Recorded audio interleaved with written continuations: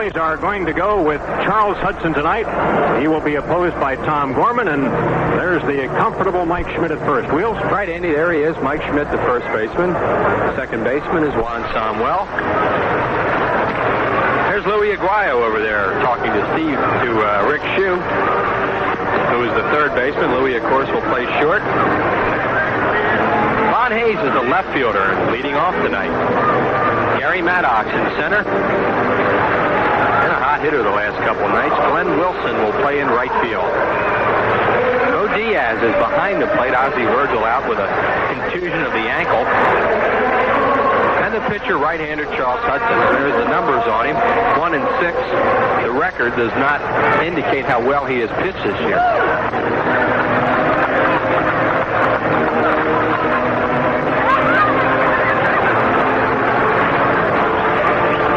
Let's look at the lineup the Mets will use tonight. It's a different lineup from last night. In this case, they are giving the night off to Mookie Wilson, ostensibly their regular center fielder, but Mookie hasn't been hitting. So they go with Bachman at second, Johnson at third, Hernandez at first, Carter behind the plate. Heap is playing center field tonight. Heap has not been in center field since October of '83. Foster in left. He had the night off last night. Hurdle in right, Santana at short, and the left-hander Tom Gorman making only his second start of the year. Now, talking about Charles Hudson, in his last 4 starts, he has been the losing pitcher, but he hasn't pitched badly at all. The last time he worked in a game as a relief pitcher, oddly enough, was against these Mets. That was May 10th in New York. He worked only 1 inning, gave up 1 hit. And right after that, he became a starter. Here's Wally Bachman to lead it off for New York. Bachman batting at .227. The Mets' team batting average is .223. Well, you want to lay their problems on something, Andy. There it is. It's finally caught up to them, their lack of hitting. They were winning early in the season despite a lack of hitting. And now it's starting to catch them a little bit. You remember when they made the Carter trade, though? Everybody said, what an offensive lineup. We're going to score runs in bunches. Wasn't that the offseason prediction? Oh, yeah. Well, that's hot stove league stuff is great. And then when you go to put it into play, it doesn't always work out that way. And people were worried about their pitching depth, and they have had pitching injuries, and yet that's worked out pretty well for them.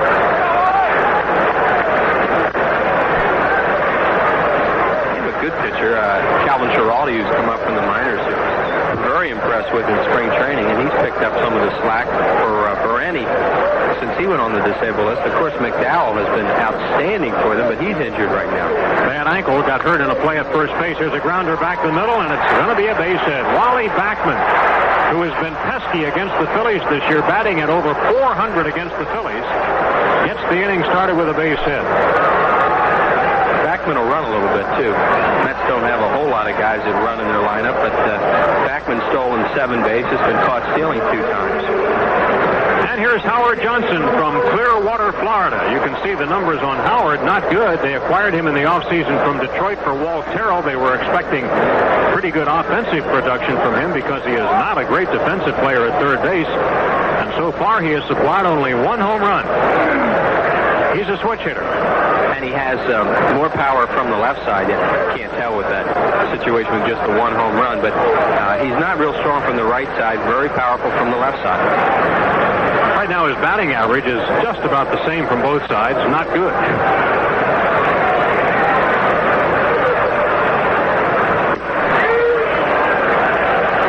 Bo Diaz back behind the plate tonight. Last night, Ozzie Virgil suffered a contusion of the left ankle. He broke a blood vessel in there, and the ankle was swollen very quick. And so Ozzie gets the night off, and Bo was going to catch tomorrow night anyway, so Ozzie's got a couple of days off here.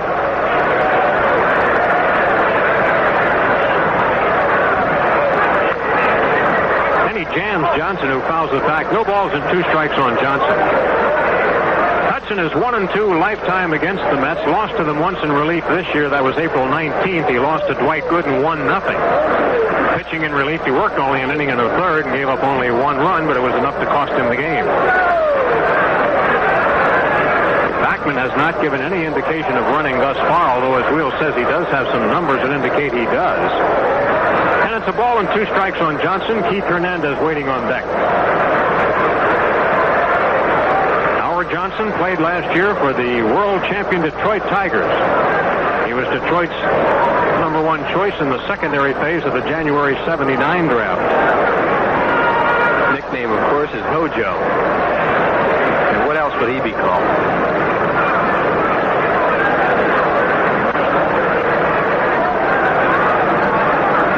Backman still not going, and the ball hit in the air to right center field. Over to make the play is Maddox. Johnson is out. Backman retreats to first base. There's one down. Now we'll look at the slickest fielding first baseman in the National League, Keith Hernandez, who is a pretty good offensive player, too, although generally he hits up around 300. His average is down 2, but he's been getting key hits. He's the Mets RBI leader with 26, and 7 of them have been game-winning RBIs. That is the second top figure in the league. Doubles are way off. You look at Keith Hernandez, and you look for doubles, and he only has 10 of them. And normally he's going to be right up there among the league leader in doubles by the end of the season. Keith will not swing at bad pitches, among the league leaders in walks, as always. And you got to get the ball over to Hernandez. Hudson misses ball 1. Yeah, this guy rarely chases a bad ball. Keith Hernandez, I think, hits ahead in the count as much as any hitter in baseball. The winner of 7 consecutive Gold Gloves. That's Backman at first. There's one out. Charles steps off. Looks like he might be going there. He was leaning a little bit towards second. They could go play a little bit of hit and run with Hernandez ahead in the count 1-0. Hernandez with one of the top on-base figures in the National League. Not going. And that pitch was close, but he missed with it. Our home plate umpire tonight, one of the vets in the National League, Bruce Fremming. We've got John Kibler at first, Dick Stello at second, and Greg Bonan at third. 2-0 on Hernandez, 31 years of age, from San Francisco. And there goes Backman for the first time. It's a strike. Beautiful throw. He is out. Sammy puts the tag on Backman. On his wheel. See if we see it right here. Whoop, see that? He didn't get a good jump, and Bo really gunned him. Great throw by Bo Diaz to Samuel, and they had him by plenty. You know, Bo was throwing the ball in spring training about as well as any catcher you'll see, and then he wound up getting hurt right out of the start of the season. The 2-1 pitch to Hernandez, fouled off the plate, 2-2 to Keith. Bases empty, 2 outs as the Mets bat in the first inning. Their team batting average is lower than the Phillies. I think the Phillies have been in a hitting slump, and they have. The Phils are out hitting the Mets by 7 full points, 230 to 223.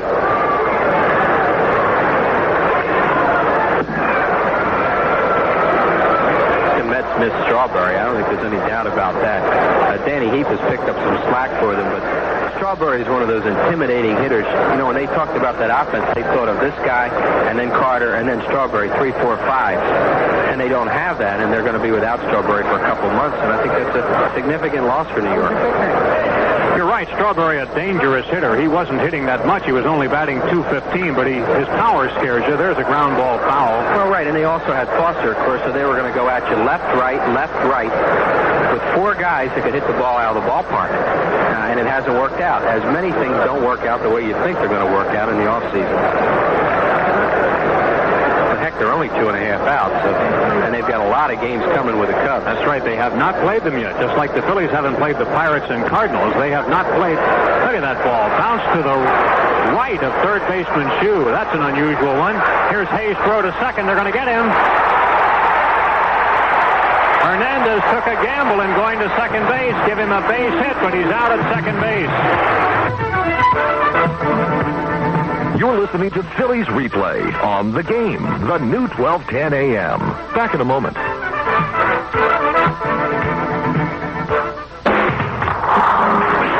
Hey, we know you're busy and can't worry about the best time to buy a car. But as long as you're listening, you should know the best time could very well be now, during the Jeep and Eagle clearance sale.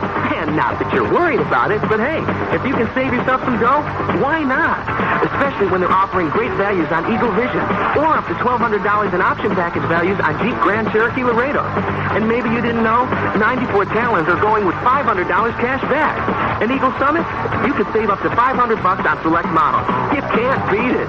So take a break, because nobody's that busy they can't save themselves this kind of cash. And you can only do it at the Jeep and Eagle clearance. So head over. Hey, I'll see you there. Cash back on new dealer stock. Package values based on total value of package items versus package MSRP. Jeep is a registered trademark of Chrysler Corporation. Take a test flight in an Eagle at your nearest K-State's Jeep and Eagle dealer or order your 95 today. Hey, Philly sports fans, get up on the right side of the bed tomorrow morning and every weekday morning on The Game, the new 12:10 a.m. It's your sports wake-up call with me, Dave Broussard. You want to know the latest scores and highlights when you get out of bed? You want to hear from some of the top names in sports? Then this is where you want to be. That's the sports wake-up call with me, Dave Broussard. Tomorrow morning and every weekday morning, only here on The Game. Get into the game, 12:10 a.m. Great summer times from Visa. Whether it's Boulder, Rockville, or a stop along the way, you'll find places where everything they peddle just rolls out the store. It's the Performance Bicycle Shops where you can choose from hundreds of road bikes or a wide range of mountains. So if you're ready to ride, reach for your Visa card, because at Performance Bicycle, they'll wheel out everything from helmets to handlebars, but they won't give you a break with American Express. Visa, this summer, is everywhere you want to be. You're listening to Phillies Replay, a rebroadcast of a great game in Phillies history. Now let's return to the Phils and the New York Mets, June 11th, 1985. Okay, there is Keith Hernandez, who looks like he's still burning down there at first base. Wally Backman is a second baseman. The shortstop is Rafael Santana. And the third baseman, Howard Johnson. George Foster is in left field. Danny Heap in center.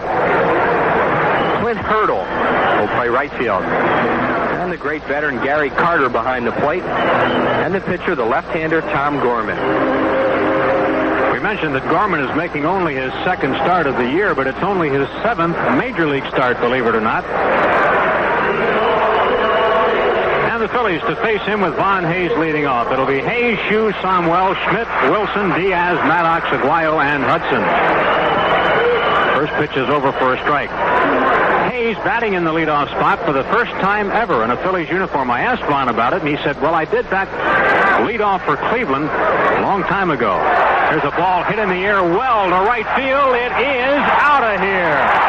Von Hayes, who was 1 for 22, has just led off with a home run. And for the third game in a row, the Phillies have scored in the first inning.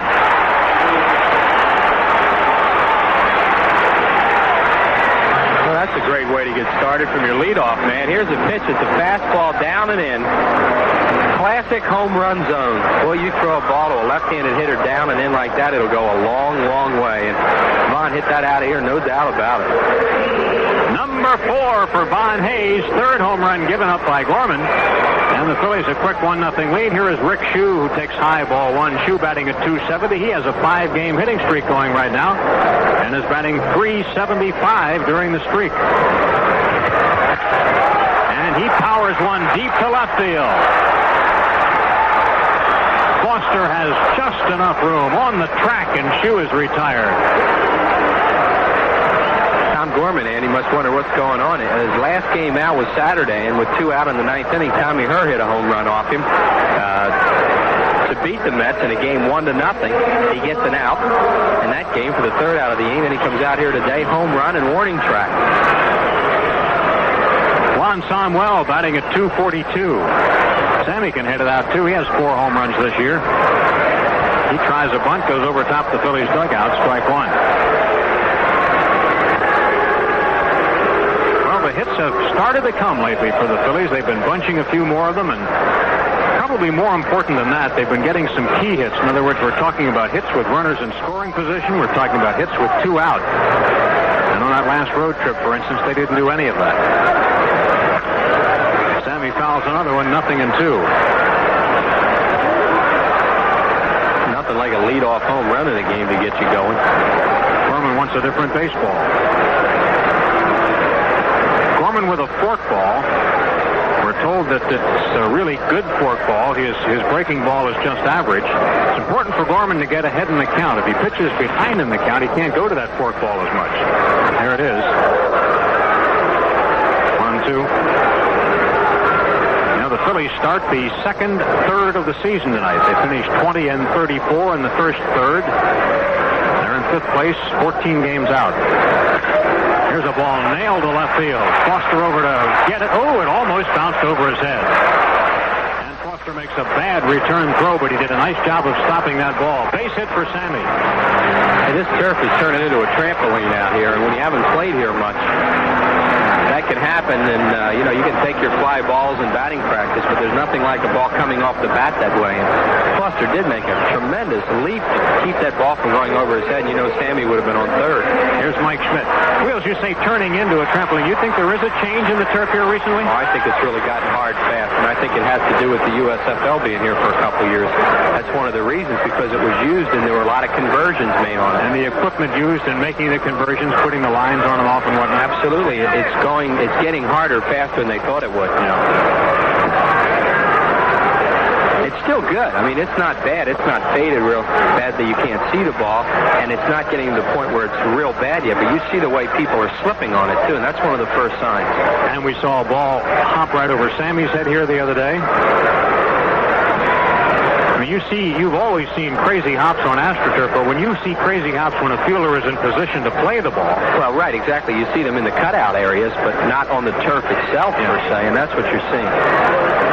But you don't have to tear it up yet, but it's starting to show signs that, they're going to have to start thinking about it, maybe a little sooner. What is this, the third year for it? Yeah. There goes Sammy, pitches a ball. It was a good throw, but he outran it. Not a bad throw by Carter, but Somwell with his 16th stolen base. Sammy got a good jump. See, as opposed to what happened to Backman, he did not spin, and he really got a good jump. Carter with a great throw. You see Backman come up in front of the bag and then go back with the tag, and he beat it. And so Sammy at second. There's one out in the inning. Phillies with a 1-0 lead. It's 3-0.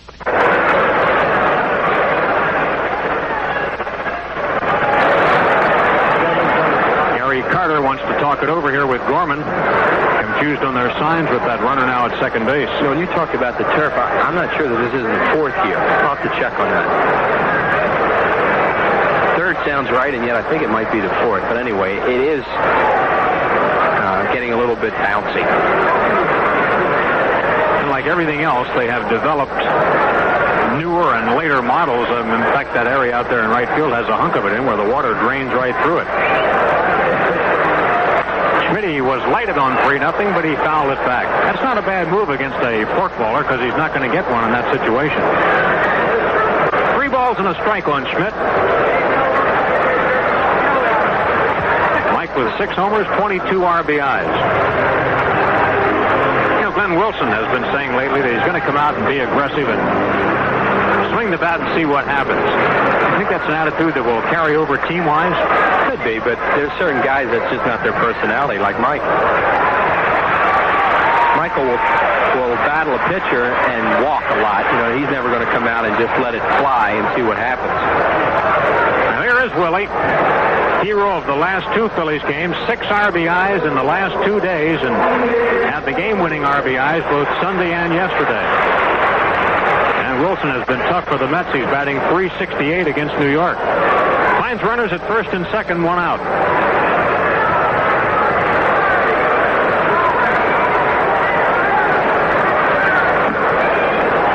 Starts him with a forkball that misses. Somwell really had to jump off second base that time, and he's thinking about stealing third. Gorman did look back, and the shortstop Santana jumped in because he had a walking lead. He looked like he was going to go. There he goes. Swing and a miss. Play at third base. Not in time. He was on his own. Schmidt stayed at first. Number 17 for Sammy. Well, you could see it on the play before as I was describing. He was going to go. And that time he got the walking lead off second, the forkball, which is a slow pitch, and a great jump and steals the base. Carter, Andy, probably would have thrown through if Schmidt went that time. So Mike was smart to stay where he was. First and third, one out. Mets have the infield creeping in just a little bit, and the pitch low and inside a ball. Hang back and then creeping with the pitch. What advantage is that? I don't know. I really have been watching that on some teams do that. I guess they feel they have more momentum coming in. I have to think it's tough to move laterally.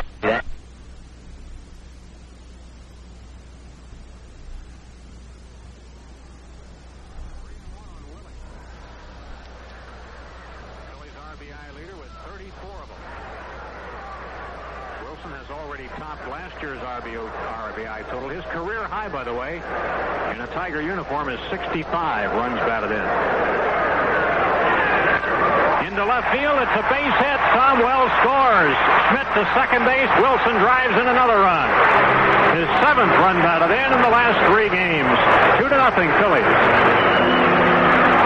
Phillies are playing all of a sudden like this stuff is easy. It sure hasn't been all year. It looked like Glenn may have gotten that forkball. You saw it dive at the last second, and he really went down and hit it hard. And since Sunday, and Glenn popped that ball out of the ballpark on Sunday, he is really a confident hitter at home plate. Now Bo Diaz digs in. Bo has not had many plate appearances this year, and he's batting at a skinny .095. Lifetime against the Mets, though, he is a .314 hitter. Takes high a ball. Bo is only playing in his 10th ball game, and he's only had 21 at-bats. Mike Schmidt, the runner at second base. And Glenn Wilson at first. Still only 1 out. Bo socks it into left center field. Foster's not going to get there. Mike Schmidt scores. The ball bounces into the backdrop, so that's going to be a ground rule double for Diaz. And Wilson, who was on first base, will have to go back. So that cost the Phillies because he could have scored. The Phillies lead it 3-0. I hope this doesn't cost the Phillies a run later. We'll see what happens. But Bo hits this ball hard into the alley in left center. Foster with no prayer, and you see it just bounce over that yellow line, and it will hit the backdrop and come back. And a good call by second base umpire Dick Stello, who ran out there and saw it as a ground rule double.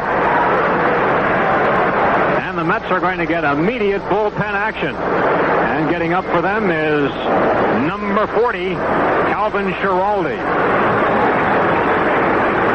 Tom Gorman, we may recall, was a kind of an emergency starter here tonight. When we got the probable pitchers for the Mets here on Sunday, they named 3 out of the 4 and did not name anybody for tonight. And then at the last minute, they decided to go ahead and pitch Gorman, and it has not turned out well for them.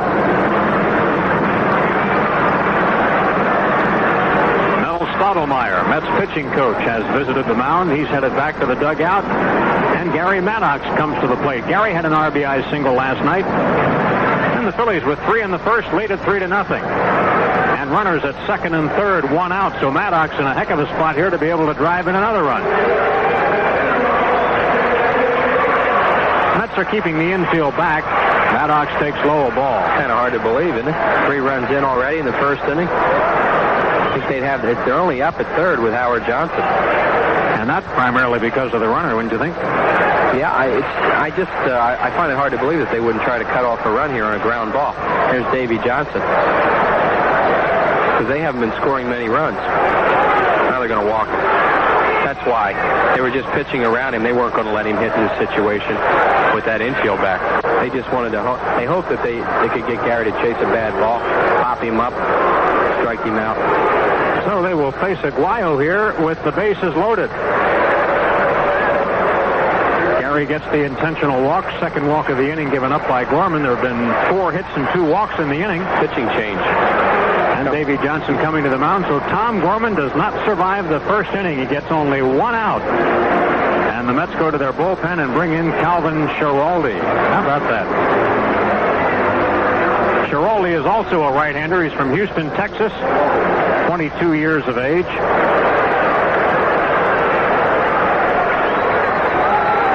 And Schiraldi this year, 2-1 with a 6.23 earned run average. Calvin Schiraldi in for New York.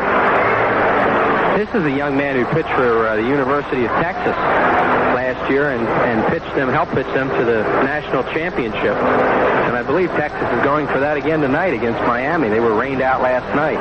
He's a good-looking young pitcher who we mentioned earlier. We saw him in spring training and didn't make the ball club, but he has real good stuff.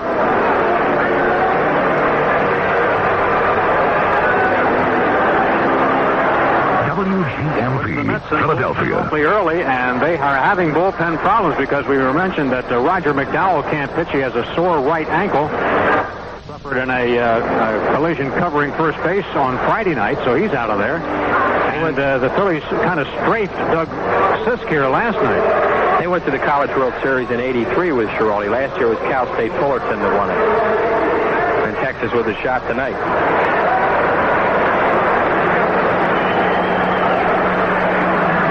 Tom Gorman leaves after pitching a third of an inning, giving up 3 runs on 4 hits, 2 walks, didn't strike out anybody, gave up the leadoff homer to Hayes. And he will be responsible for 3 men on base right now as Aguayo comes to the plate. And what a difference it means to get out in front early. And the Phillies have done that now 3 games in a row, and they've won the previous 2. Here's Schiraldi's and he's 6'4", a 200-pounder out of. He was selected in a special round in the June 1983 draft, 27th overall, and as we mentioned, out of the University of Texas. Against the Phillies this year. We mentioned big in the College World Series. He was 4-0 in the end. Great. And that special round, Andy, we talked about happened because the Mets had lost free agent pitcher Pete Falcone to Atlanta, and that's how they got this pick to pick Calvin Schiraldi. Luis Aguayo. Louis had a couple of big hits for the Phillies last night. Checks and takes the pitch low. Oh, no. First base umpire John Kibler sees it differently. He says it's a strike. The bases are loaded with 1 out. Mets infield looking for a pair.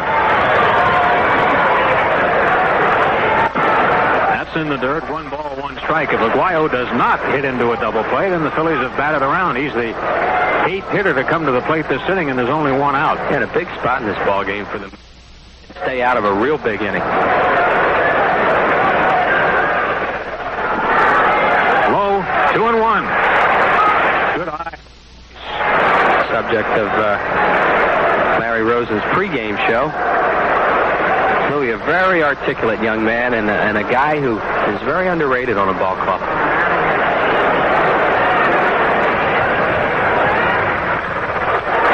Jammed and pops a foul back, level in the count. 2 balls and 2 strikes. Pitcher Charles Hudson waiting on deck. Had his pitch to hit that time. Louis likes the ball from the middle of the plate in, especially fastballs.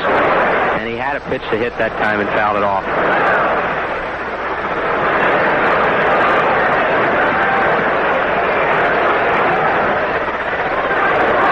By the way, Steve Jeltz out of the lineup because Aguayo is playing is not just sitting these days. He's learning a new hitting technique and trying to perfect it during the... Oh, he's hit. There's another run.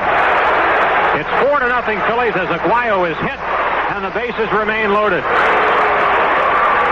You hear some people booing out there. Well, he's obviously not trying to hit Louis Aguayo with the bases loaded and the pitcher on deck. All he's trying to do is run a fastball in here and jam him with it, and the ball gets completely away from Schiraldi and hit him on a spot where it won't hurt very long. To give Louis an RBI, that'll be his 8th of the year. Bases remain loaded for Hudson, and it's 4-0 Phillies.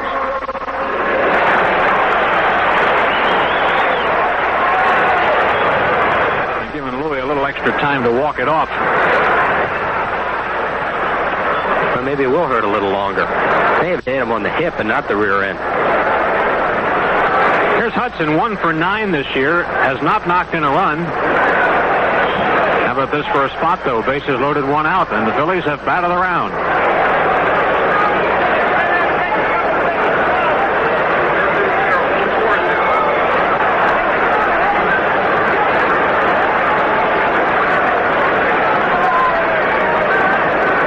Charles had a rip.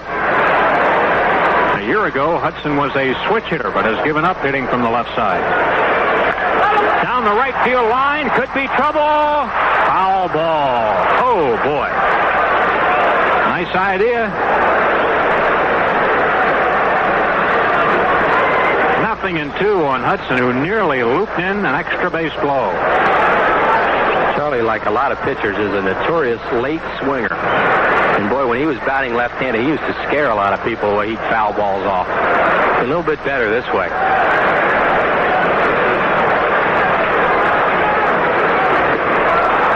And that was a little too late. So Hudson strikes out. That's the first Philly batter to fan tonight. Schiraldi gets the strikeout, 2 outs in the inning, and Von Hayes, who led off the inning with a home run, now comes up with the bases loaded.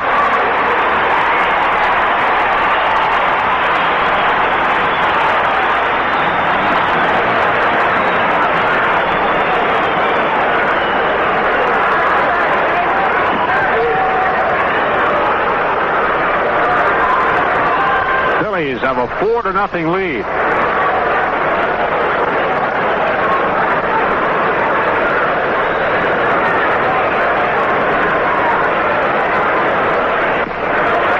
Schiraldi stays away, 1 ball, 1 strike. The home run for Hayes was his 4th of the year and his 24th run batted in. And Hayes has always been a good hitter against the Mets, too. 368 against New York so far this year.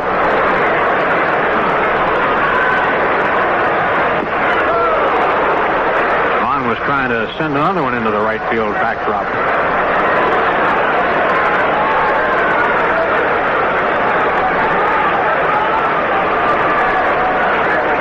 When you come into a ball game in the first inning, as Schiraldi did, the term long relief is certainly appropriate. Breaking ball, and Hayes lays off at 2-2. Bo Diaz runs a third. Gary Maddox at second. And Aguayo at first. 2 outs.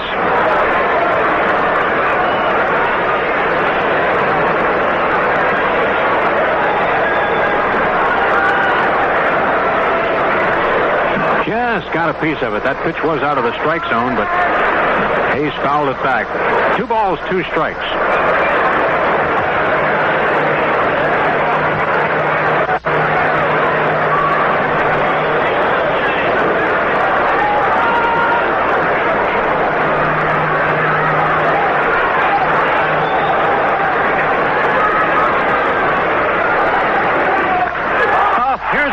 Shot. Where's this going to wind up? Now, right on out of here. A grand slam home run. His 2nd homer of the inning. 8-0 Phillies. Boy, Von's trying not to smile crossing home plate, but boy, is he happy. Now he's letting it go. How about that for a start, huh? Stick man, as his teammates call him, and he sure is that tonight. Boy, he juices this ball. High fastballs, out of the strike zone, too. Ball's got a chance off the bat. I thought it might hit the top of the wall, and it just does go over. Standing ovation for the man they used to boo. And Vaughn comes out to answer him. Comes out of the dugout, waves the cap. 2 home runs in the same inning for Hayes, 5 RBIs in 1 inning. You know, I've been looking through the press guide trying to find out the last Philly to hit 2 home runs in an inning. Just in case. And I can't find it. But I'm sure Larry Schenk will come up with that shortly. But you were trying. Yeah, I'm looking at all over the place in here. Rick Shue, the batter. And the count to Shue 2-0. I mean, they've got... Vince and Larry have almost everything you can ask for about home runs in here, and I can't find that.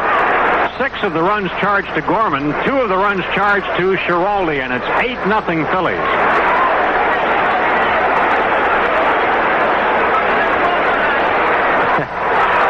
See Larry looking for some more books out there in the press box, Andy. Oh, he's searching up to his belly button in books over there. Look, here comes.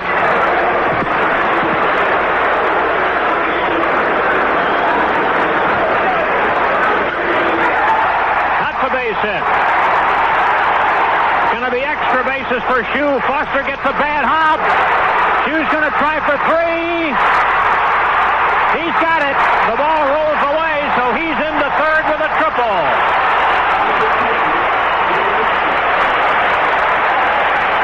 Phillies have hit for the cycle in the inning now. A triple by Shue as Foster got a crazy bounce off the lower box fence in left field. And Foster does not have a great arm at that. Watch how far away from Foster the ball bounces.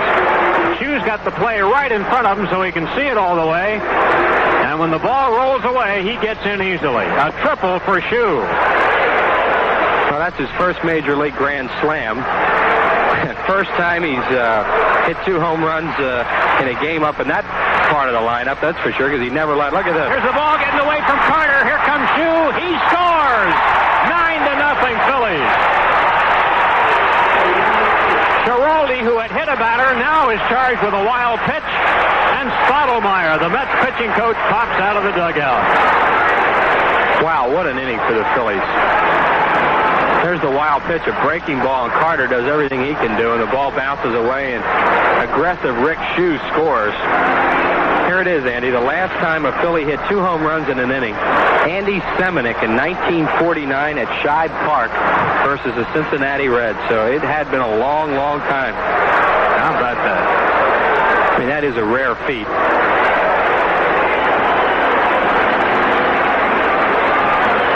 Stottlemyre trying to settle down Schiraldi, who naturally is shaken by the events here. Look what's happened just since Schiraldi came in. The grand slam by Hayes. He hit a batter. That knocked in a run, and now he's issued a wild pitch to allow another one to score. Look at Charlie Hudson, the way it's gone for him all year, and most Phillies pitchers just scrounging for runs, and all of a sudden he has a 9-0 lead in the first inning. Here's the 12th batter of the inning, Juan Samuel. Sammy already has a single, 2 stolen bases, and a run scored this inning.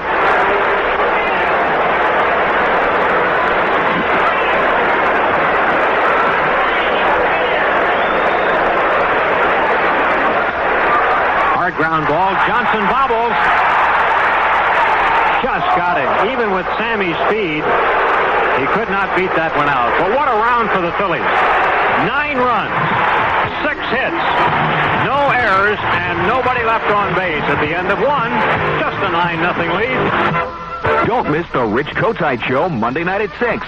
Sponsored by Greg Gentili Family Dodge. Right here on The Game, the new 12:10 a.m. School's out. Report cards are in. If that report card said, get help with reading this summer, try Hooked on Phonics. Hooked on Phonics is a fun and easy way to sound out and read most of the words in the English language. So from preschool to high school, this summer, let Hooked on Phonics be your personal reading tutor. Maybe this fall, you'll be at the head of the class. Call Hooked on Phonics. 1-800-ABCDEFG. Hi, I'm Kim Alexis for Hemorrhoid, the new hemorrhoid medicine made just for women. Hemorrhoids are a special problem for women. I've had 3 babies, so I know. But Hemorrhoid's special aloe-enriched formula is kind to a woman's delicate tissues, yet it's wonderfully effective. Nothing else you can buy stops pain and itch fast and helps shrink swollen tissues and promotes the healing process. No wonder most doctors surveyed would recommend Hemorrhoid's special formula. Try Hemorrhoid, made just for women, and trusted by doctors. Use as directed. Oh, man, I can't wait to see what the combination for my gym locker is going to be. All right, new Blackboard erasers, yay! It doesn't take much to get some students excited about going back to school. For others, it may take a little more. Like school survival packs from Radio Shack.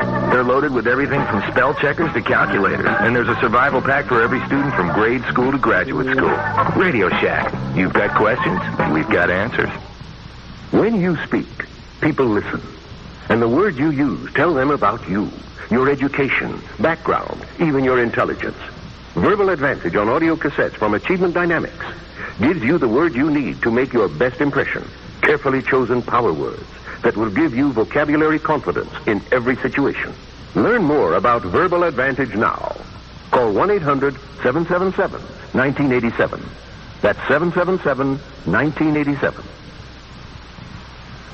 Let's pause 10 seconds for station identification. This is the Phil's Radio Network. 1210 is now the game for the Philly sports fan. 24 hours a day, 1210 a.m. WGMP, Philadelphia. You're listening to Phillies Replay, a rebroadcast of a great game in Phillies history. Now let's return to the Phils and the New York Mets, June 11th, 1985. The last National League player to hit 2 home runs in 1 inning before Vaughn just did it is here tonight, sitting in the Mets dugout. Ray Knight did it in 1980. Only 13 National League players have ever homered twice in the same inning, so Vaughn is right up there in rare air. Well, that is rare air. 2 home runs in 1 inning. And what was that? You gave the stats on what he was coming into the game. He was really struggling. Well, that's right. He was 1 for 22 when he stepped to the plate the first time, hit a solo home run, and then comes back with a slam. Isn't that something? Here's Gary Carter to lead off the New York second inning. Talking with Gary before the game, he says he is healthy now, although he had some injured ribs early in the year, and he says every once in a while when I bend a certain way, I can still feel it. There's a high pop-up foul, wide of third, Shue coming over, and that ball will be in the seats. How about Rick Shue? All of the things that happened in that inning will pale by comparison with what Hayes did, but there are so many interesting things that happened in the Phillies first. 2 stolen bases by Sammy, another RBI single by Wilson, an RBI double for Diaz. Foul by Carter, and the triple by Shue. First base coach of the Mets, Bill Robinson. And another ex-Phil is coaching over at third base. That would be Buddy Harrelson. The last leadoff home run for the Phillies, by the way, was last year. Jeff Stone did it against the Cardinals. Here's a pop-up behind the plate. Bo coming back. Is there room? Not quite. That was off Joaquin Andujar. A ball and 2 strikes on Carter.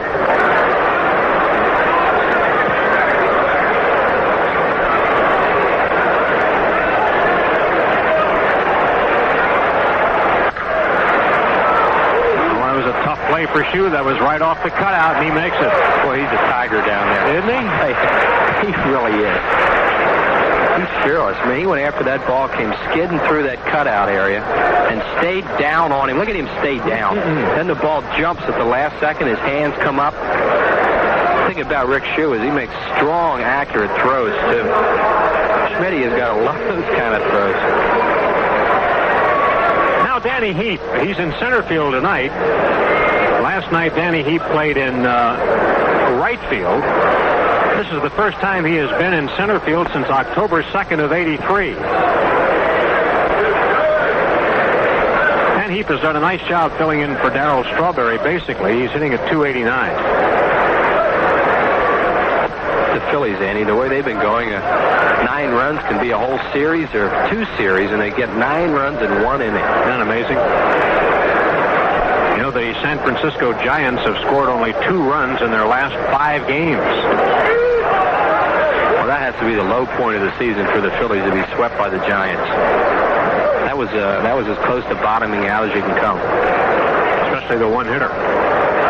Yeah. A mile high, shallow left field. Hayes coming on. And Vaughn does that part of the game, too. He flies to left, 2 up and 2 down on the second. And here's George Foster. Foster is the Mets home run leader with 8. He's among the league leaders, and Foster was out of the lineup last night. He had played both ends of the doubleheader against the Cardinals at Shea on Sunday.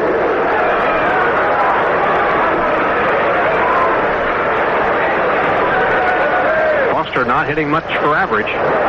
Just .215.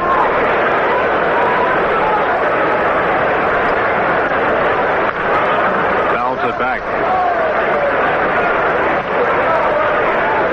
Well, they're really going to the record books now. The record for most RBIs in an inning is 6. He was only 1 off that then. When you think about it, what else could a leadoff man do except get 5 RBIs and 2 at-bats? He hit 2 home runs. That's right. That's your most production, isn't it? Sure. A number 2 hitter could get more, but not a leadoff man.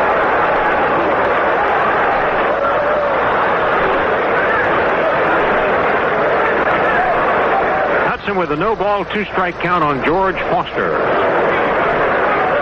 Hudson was a relief pitcher the last time the Mets saw the Phillies.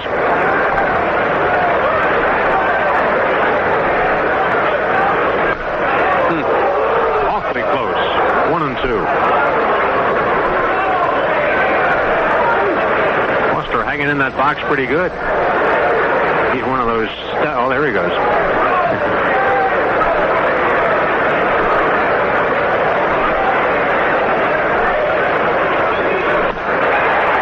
Wins the battle, gets him 1-2-3 in the second. That's his first strikeout.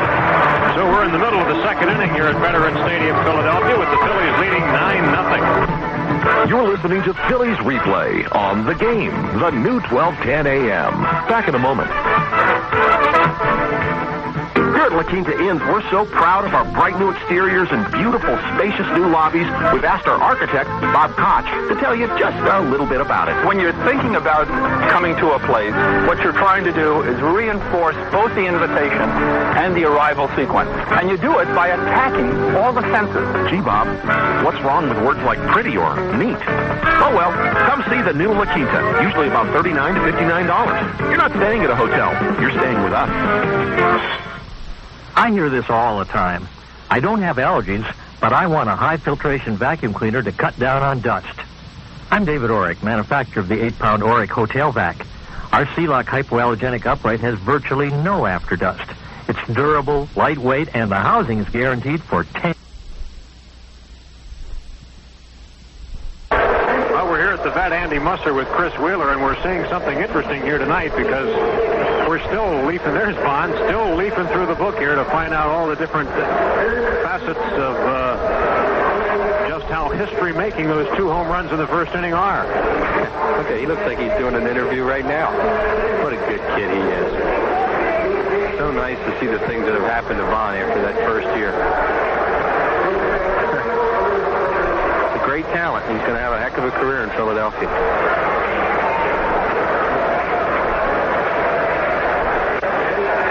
The Phillies bat in the second inning. Mike Schmidt will lead it off. He was a part of the first inning. As you can see, he walked and scored a run.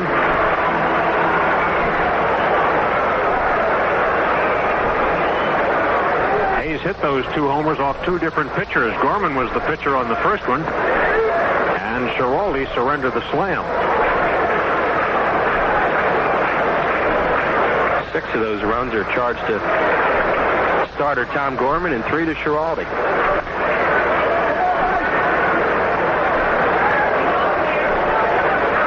Now with 28 runs batted in.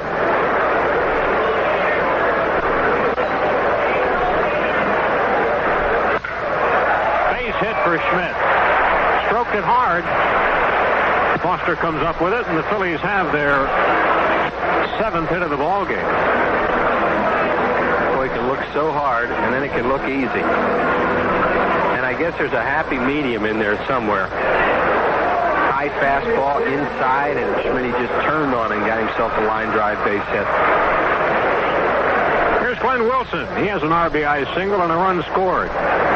Willie with 7 RBIs in the last 2 games. That's only slightly better than Hayes tonight. And Wilson has had the game-winning RBI each of the last 2 days. That may go to Vaughn tonight. Here's another hard hit ball. Extra bases into the corner. Foster over to try to dig it out. Schmidt to third. Wilson to second with a double. And the Mets are going to have to get that bullpen up again as the Phillies are teeing off now on Calvin Schiraldi. Tell you what, you want to look at a guy that's loosened this club up. Glenn Wilson. Like a hanging breaking ball out over the plate, and he went down and got it. Lines the ball into the corner, and Schmidt will coast into third and stay there with nobody out. Willie will go to second. And ever since he hit that 3-run home run on Sunday to give the Phillies their fast start, this has been a very loose club. Bo Diaz has a ground rule double. At the time that ball hopped over the fence, it looked like it might cost the Phillies an extra run, but that all became very academic. A fly ball down the right field line. If it's fair, it's trouble. It is a fair ball. 2 runs are going to score. Too bad we couldn't space this out a little bit, huh? Really. Well, you just said it. You know, when things go good, they go good for you. There's Bo on at second. Bo coming into the game hitting under 100 and gets himself 2 doubles. Amazing. 3 consecutive hits to start this second inning. Still nobody out. Here's Gary Maddox. And the Mets do not have anybody up in the bullpen as yet. Well, I think you mentioned it earlier, Andy. They are a little bit crippled. They used pitchers last night that they probably didn't want to use as long as they had to. That being Doug Sisk. It's going to strap Davy Johnson in his pinch hitting during this game. And look at Maddox right off the handle. That's unbelievable. Bo's going to score. Now the ball gets by Hurdle. Gary Maddox heading for third base. He goes into third. It's 12-0 Phillies.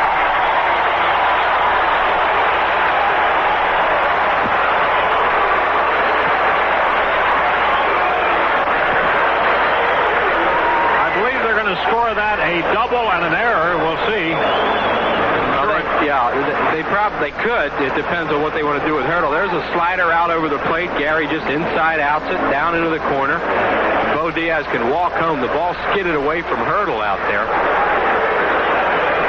So far, they have not put an error up on the board, so maybe it's a hit all the way. Luis Aguayo, he was hit by a pitch to knock in a run. The Mets bring the infield in. Aguayo swings and misses. Phillies have 10 hits in the game and 12 runs. Look at the drawn-in infield. Guess you got to do that, although what's one more or less run at this point? I believe they scored that at Triple Wheels. They must have. Yep, no error. Another triple. How about that? And Maddox gets his first RBI of the night, number 9 for the year.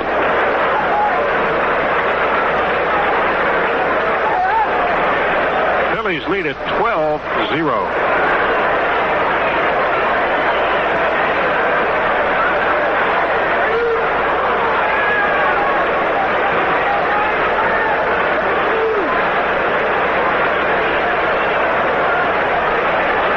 Nobody up in the New York bullpen. Ball and 2 strikes on Aguayo.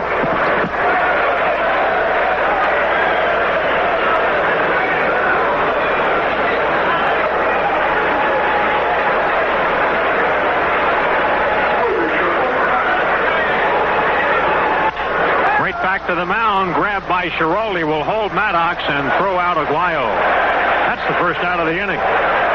And that ball was hit sharply.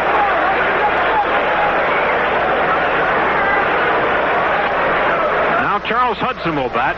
Mets will continue to keep the infield in for Hudson. Charles a strikeout victim in the first inning.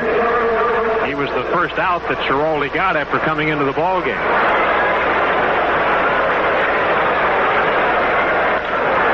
A little punch shot back of the infield with it drawn in. It's going to be tough. It's a base hit for Hudson. Maddox scores. 13-0 Phillies. Well, you get a shot at Calvin Schiraldi right now. You want to see despair. Oh, there's Hudson. Calvin Schiraldi was at home plate. He had his head down as if to say, are you kidding me? There's Schiraldi. That's a case of it. Had the infield been back, that ball would have been caught, but because they were playing in, Backman couldn't get back that quickly. Case of what you said earlier. Can't do anything wrong right now. And here comes the hero of the night, Von Hayes, batting for the 3rd time. And we're only in the 2nd inning. Well, you know, John wanted to get him in the lineup tonight to get him some at-bats. Might have about 7 or 8 of them. So what's he done? Well, he's hit 2 home runs, one of them with the bases loaded. Uh-oh. A message. And Von Blair is back at the mound. He's probably not surprised, though. No, he wouldn't be surprised by that. And he didn't throw it up around his head, so that's all part of the game. He knows what happened. Now, the way a hitter answers that back to try and smoke a ball.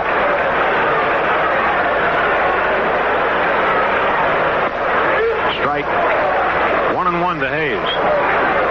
The RBI single by Hudson, by the way, only his second hit of the year, was Charles' first run batted in. A Texas leader. In the dirt, and Carter literally pushed Hayes out of the way to get to the ball. Hudson at first.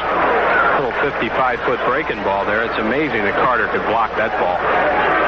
Shows you what kind of player he is. 13-0 in the second inning. That's way up in front of the plate.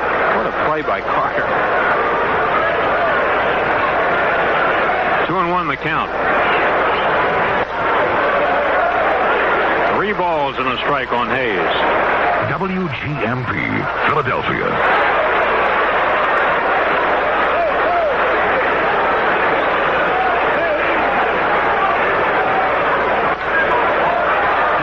Swung at ball 4. We've got a full count. Yeah, after that little inside pitch, he wants to swing the bat.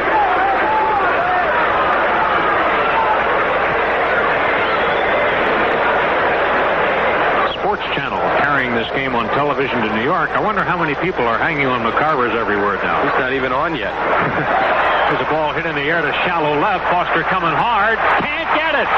Base hit for Hayes. Another Texas League single.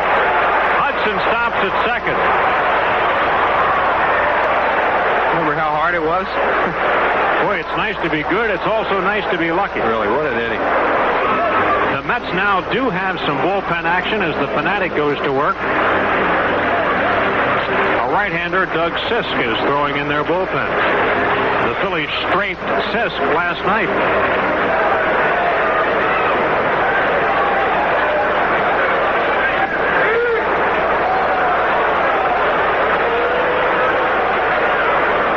Shoe has flied to the warning track, tripled into left field, and scored on a wild pitch.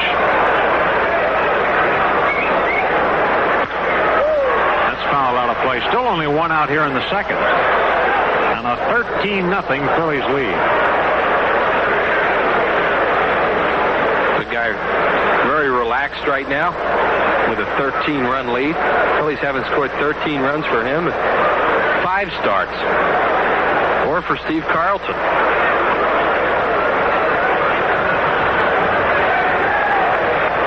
Giraldi came into this game with over a 6 earned run average, and that'll really balloon.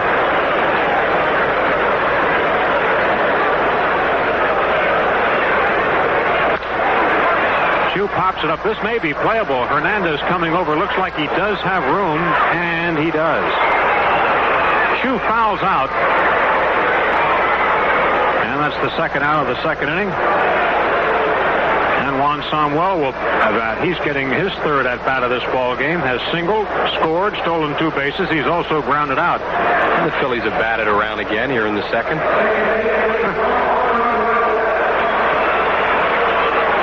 It's amazing. Batting around in consecutive innings.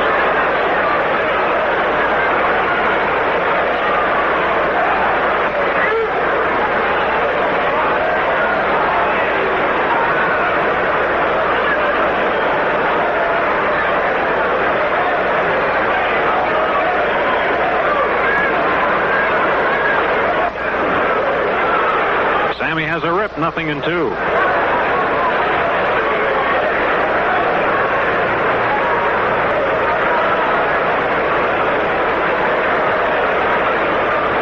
A 9-run inning to start and a 4-run inning here. 6 hits in each of the innings.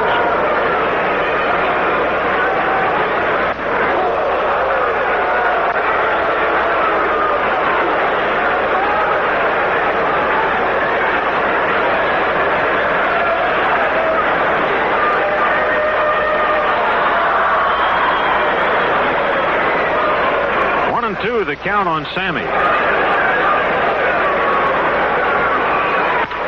Hard ground ball back the middle, base hit. Hudson's going to be waved. He goes into the plate. Hayes goes to third. Phillies lead it 14-0. Juan Samuel drives in a run with a hard single back the middle.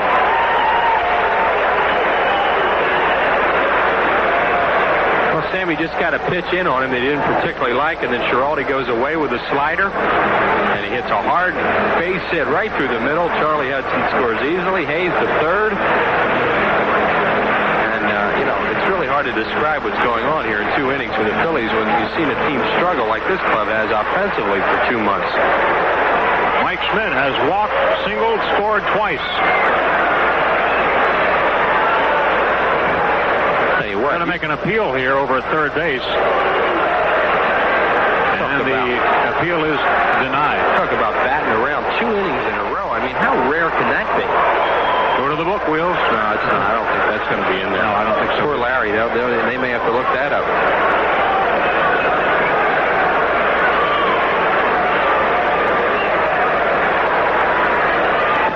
I know one thing. Batting around 2 innings in a row when you bat more than 9 men really messes up your scorebook. Yeah, well, at least it's the right side as far as you're concerned. Mm-hmm. That's right. This could be a Mets column. Schmidt fouls it back. No balls and 2 strikes on Schmidt.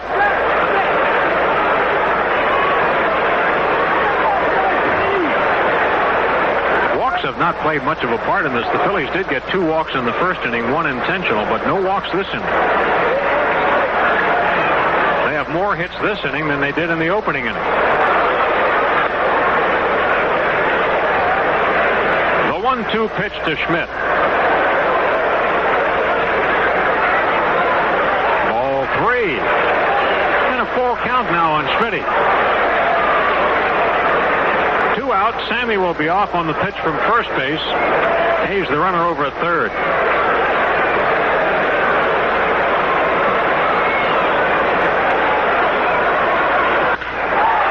Ball nailed to deep left center field. In play off the fence. Hayes scores. Sammy's heading for the plate. Schmidt has doubled. Phillies lead 16-0.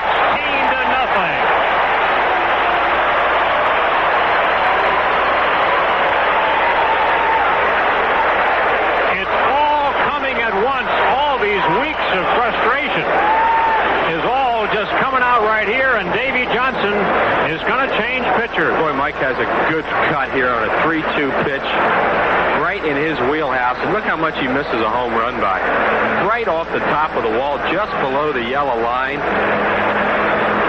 And the Phillies are awesome tonight. Boy, what a licking they put on Giraldi and Tom Gorman. And now Doug Sisk is going to come out. Listen to Giraldi's line. Giraldi pitches an inning and a third and gives up 10 runs and 10 hits. That'll be Jason Stark's line of the week next week in his Tuesday column in the Inquirer. I don't think anybody will have an inning like that. Calvin Giraldi will be in the Philadelphia Inquirer feature next week. Now, incidentally, Doug Sisk was strafed here last night. He worked 2 1/3 innings, gave up 5 hits and 4 runs. Doesn't sound like much now. Third pitcher of the ball game for New York.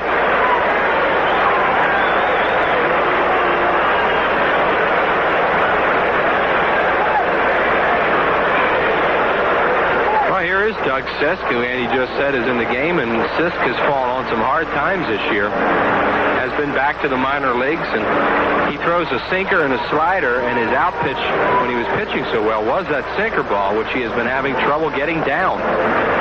And a sinker ball pitcher like Sisk, who leaves the ball up, is in a lot of trouble. There's Davy Johnson, who's probably happy this is just one game, and Mel Stottlemyre doesn't want to admit he's a pitching coach right now.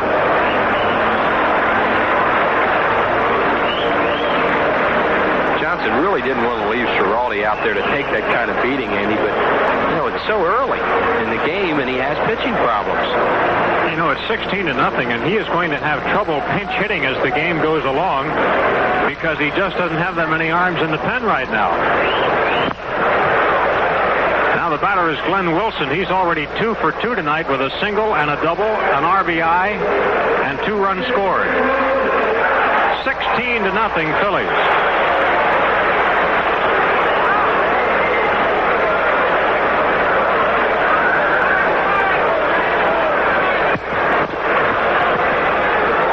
He said, what has McCarver said yet? He hasn't been on yet. He hasn't been on yet? He said his opening line. I'm sure he'll think of something. He said his opening line will be tonight. It's not over yet. Well, it won't be for him. So he has not debuted yet, huh? No, Timmy has not been on yet. He comes on in the 4th, Andy. You'd think he'd be over here helping us out if he's just standing around. got to right field. Hurdle is there. Wilson has lined out. Fans boo, of course.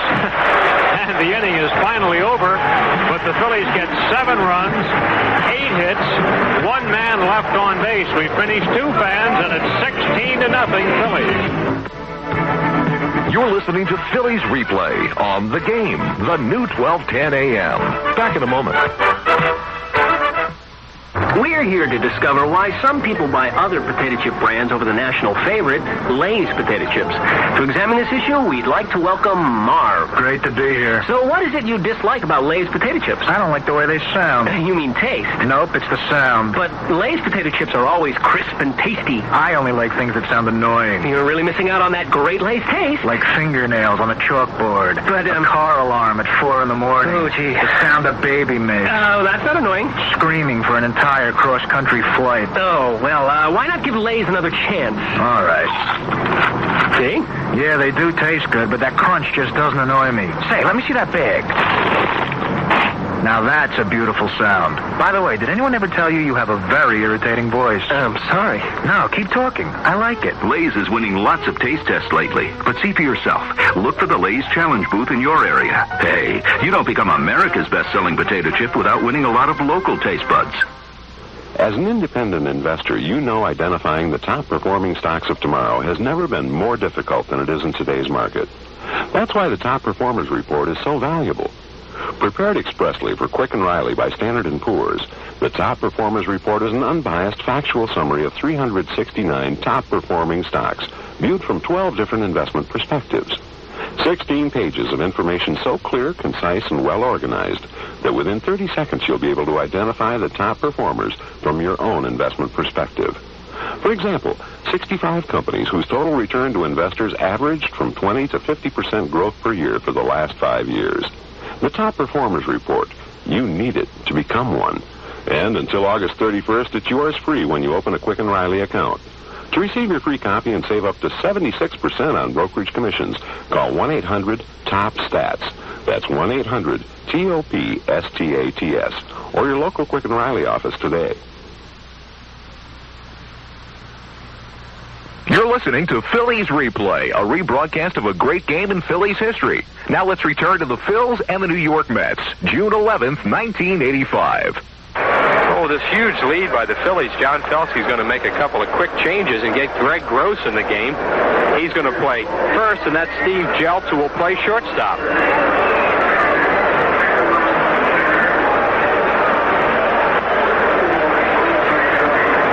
And that line on Calvin Schiraldi will be 1 1/3 innings, 10 hits, 10 runs to earn, no walks, and a strikeout.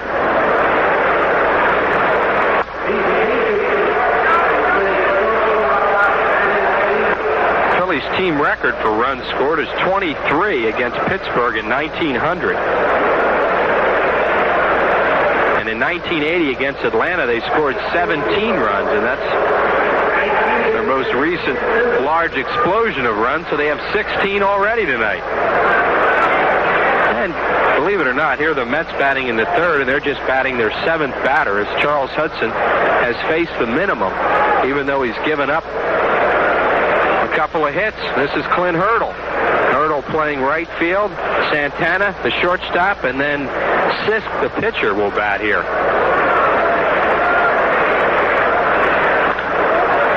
Hurdle fouls that ball out of play. The count of 1 ball and 1 strike.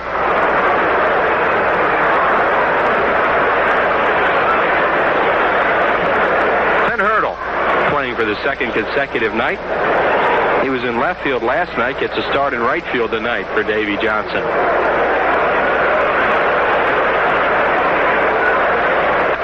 Hudson, all he wants to do is go out and throw some fastballs, work on some things right now, get the ball over the plate.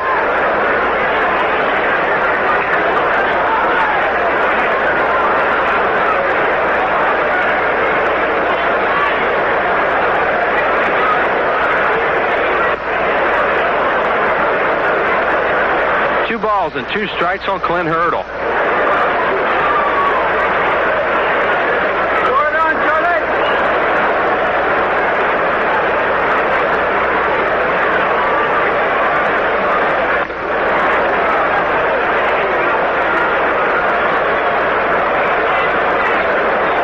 pitch is outside, and it's 3 balls and 2 strikes now on Hurdle. Former Kansas City Royal, also played in the Cincinnati organization. There's a hard ground ball, base hit to right field. So Hurdle leads off with a base hit to right. Hit number 3 for the Mets. They had 3 hits now. They had 2 in the first inning, but Backman was caught stealing, and Hernandez was called out at second, trying to stretch a single into a double on a fine throw by Von Hayes, although it appeared Hernandez had beaten the play. Here's Rafael Santana batting at .230, the shortstop. He fouls it out of play. Then Hurdle, lead-off base runner in the 3rd inning. And the score, if you're just tuning us in, the Phillies 16 and the Mets nothing. A 9-run first and a 7-run second.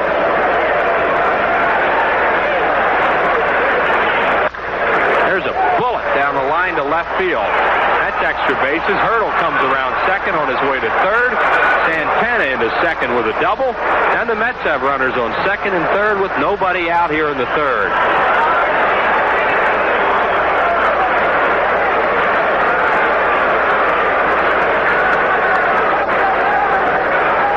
Hudson has to find some way now to pitch with a 16-run lead. Here's Doug Sisk, who will bat for himself, the 3rd pitcher employed by the Mets tonight. Sisk doesn't bat very often. And so far this season, he's 0 for 5, and he struck out 4 of the 5 times. Hudson will work from the stretch.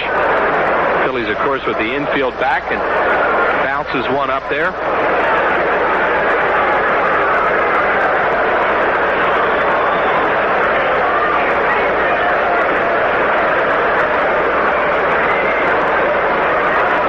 Swing and a miss by Sisk. We have a note here that there's some rain expected around 10 o'clock here tonight at the ballpark, and it's supposed to rain overnight. So this could be a very long evening. And Sisk fouls it off at the plate. 1 ball and 2 strikes on Doug Sisk.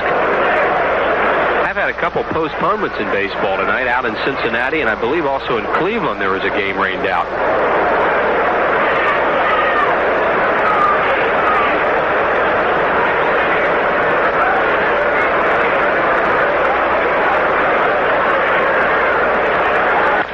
Sisk hits a little ground ball to Jeltz. A run will score, and Jeltz will throw out Doug Sisk, and it is 16-1 in favor of the Phillies.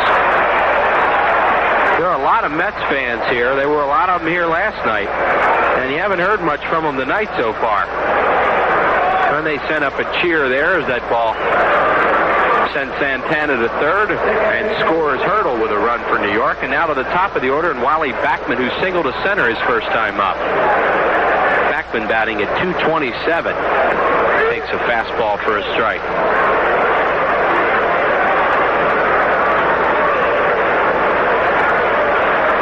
Louis Aguayo started the game at short, but Jeltz in there now. There's a hard ground ball. Carbon copy of his base hit in the first inning. And Santana will score. The Mets have another run, and it's 16-2.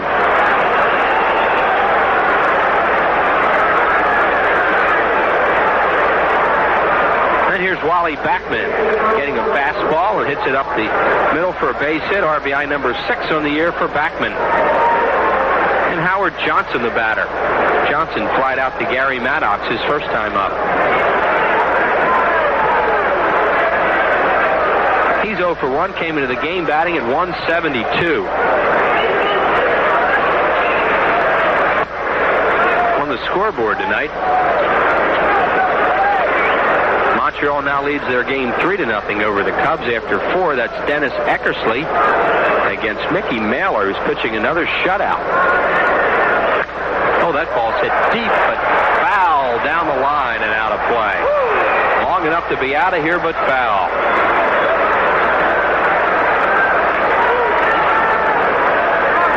The count 1-1 on Howard Johnson. Mailer pitched a shutout, a one-hitter his last time out against San Francisco, and has 4 shutout innings tonight against the Cubs. There's a jam job up the middle, and that'll fall for a base hit. So the Mets have come out with 4 hits in this inning.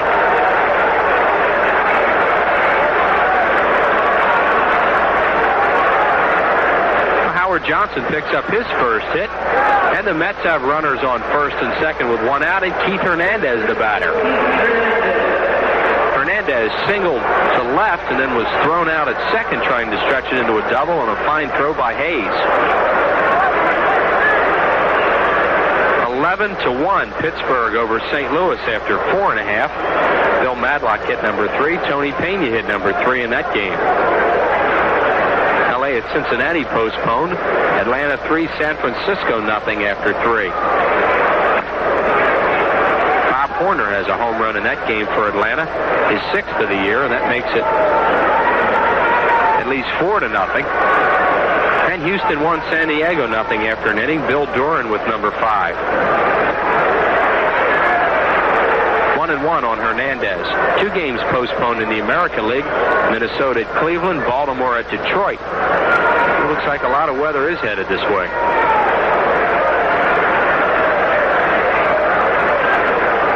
Hernandez off Hudson. Oh, that might have hurt him.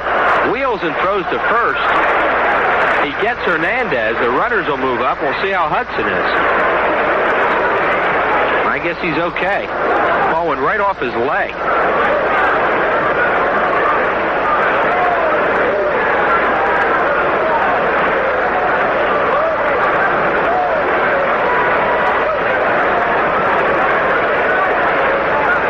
So Hudson says he's okay. The runners have moved up.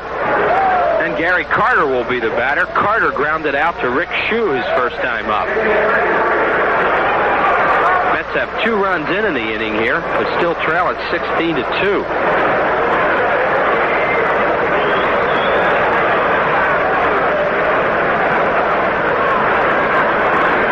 Carter with a hard ground ball knocked down brilliantly by Shue.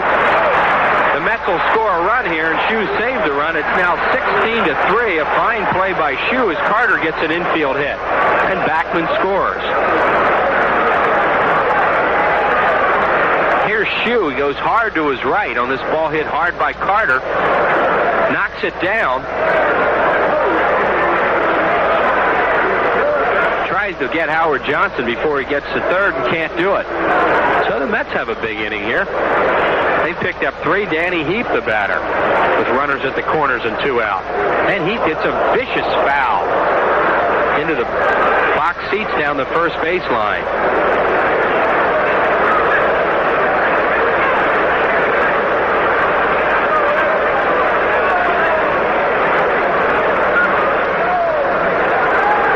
Count 0-1 on Danny Heap.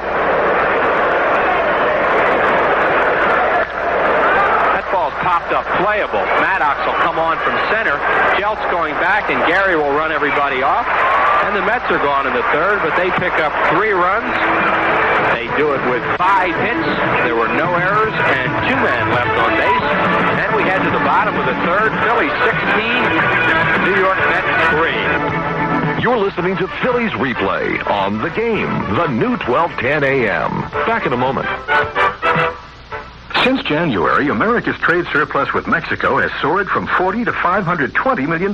So how do you say NAFTA in Spanish? Dinero. S-O-C-K-S. U.S. companies are hiring. Engineers, salesmen, maybe you. Order National Dynamic speed tapes. Learn to speak Spanish or French, German, Italian, or Japanese well enough to earn mucho dinero. Get a free cassette player or join our worldwide discount travel club free. Satisfaction guaranteed or your dinero back. Call 1-800-545-1985. 1-800-545-1985.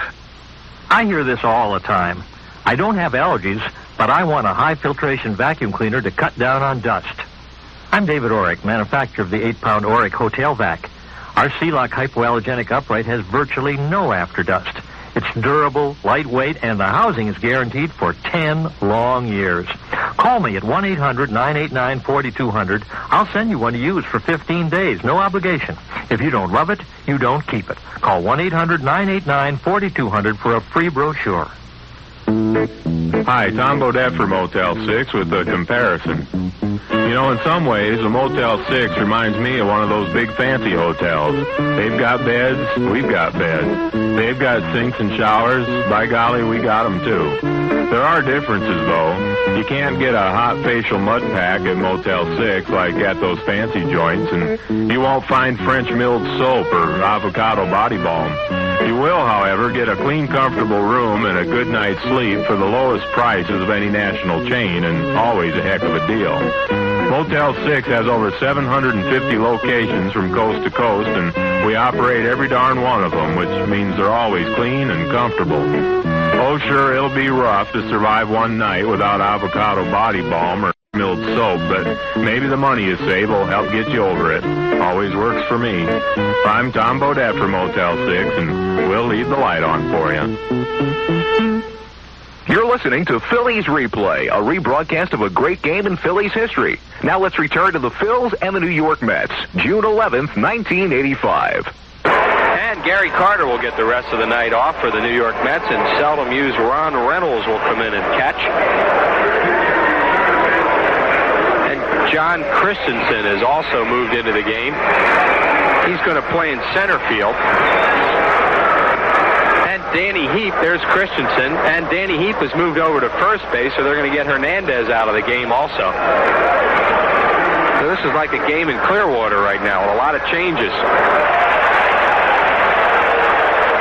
And Bo Diaz will bat here for the Phillies.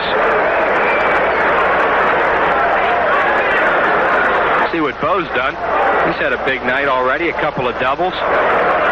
Batting against Sisk for the first time.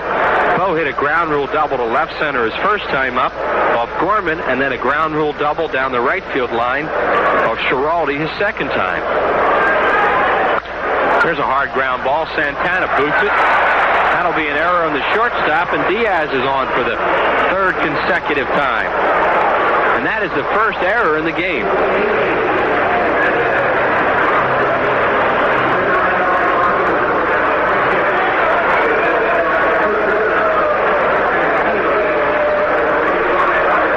Gary Maddox, the batter. He was intentionally walked and scored in the first, tripled and scored in the second, then picked up an RBI.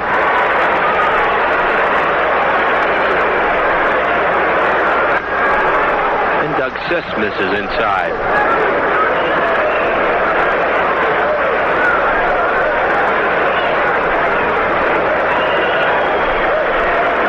Maddox breaks his bat. Johnson will go to second and get the lead man.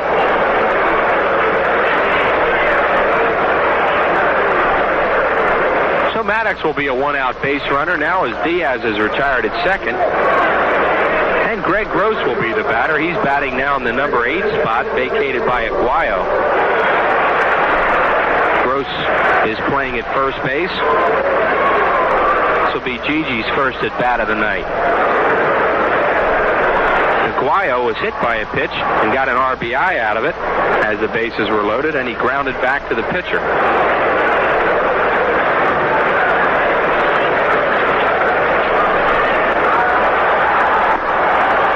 Sis misses down low. It's 2-0. Greg Gross batting at an even .250.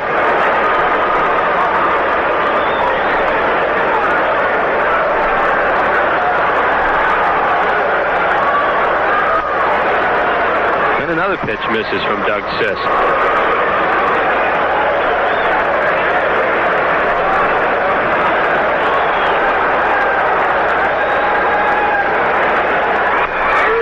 Outside corner for a strike, and it's 3 balls and 1 strike.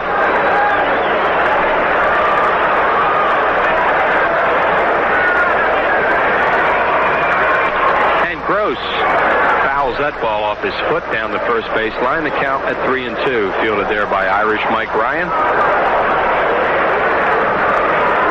Some people in the upper deck trying to start a wave here at Veterans Stadium, and that has never been done here. And thankfully it has not caught on tonight. There's Dave Bristol, who's the third base coach. Gross hits it hard, but right to Santana. Could be 2. And And it is a double play. Scored 6-4 to 3. The Phillies are gone here in the third. No runs, no hits, one New York error, and nobody left on base. We head to the top of the fourth. Phillies 16, and the New York Mets 3. You're listening to Phillies Replay on The Game, the new 1210 AM. Back in a moment. Join us from WGMP along with the WGMP Blazer. It's this Sunday from 3 until 4 at Modell Sporting Goods, 3400 Aramingo Avenue. It's going to be an hour of fun. We'll be there giving away T-shirts, hats, and more. So don't miss us. The WGMP Blazer and the gang from WGMP at Modell Sporting Goods, 3400 Aramingo Avenue. Look for us Sunday from 3 until 4. Pick up your packages? Who do you think you are, the CEO or something? I do it all the time. Watch. Hi, this is Ed from Ed's Bait and Tackle on Highway 41. I have a package to pick up. Thanks. Bye. There you go, Smarty Pants. Be here in 10 minutes. Wow. You try it. I don't have a package. Will you have one tomorrow? I don't know. How about the day after that? Go away. For package pickup, just call 1-800-GO-FedEx. Bob, if you're going to get anywhere in this life, you got to have a package. 1-800-GO-FedEx. Our most important package is yours. 30 years ago, we made a promise to take care of each other. Seems like only yesterday. Mm-hmm. And today we're both taking better care of our health with Ensure. More than a vitamin supplement, Ensure is a delicious drink with all the nutrients adults need to help stay healthy and active and be energetic. Drink Ensure as a meal. Or in between. Ensure is even recommended #1 by doctors as a source of complete balanced nutrition. Ensure. To your health, honey. To our health. Use as directed. The Game reminds you about Mothers Against Drunk Driving's Mums for Mad sale, August 26th through 28th at Berkshire Mall. A full range of fall color mums ready for planning. Proceeds benefit MAD. Monday, August 29th, Lower Bucks Hospital sponsors a health eating workshop. Call 785-9979. And September 12th, it's the Grand Champion Celebrity Classic at Commonwealth National. Help fight cystic fibrosis. Join Payne Stewart, Eric Lindros, and many others by calling 610-565-GOLF. You're listening to Phillies Replay, a rebroadcast of a great game in Phillies history. Now let's return to the Phils and the New York Mets, June 11th, 1985.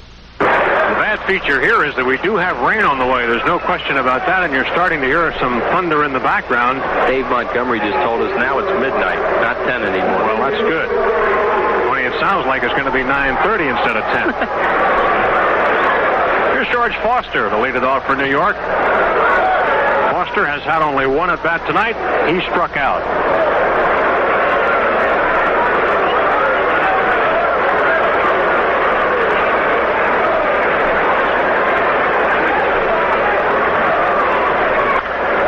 Fouled away.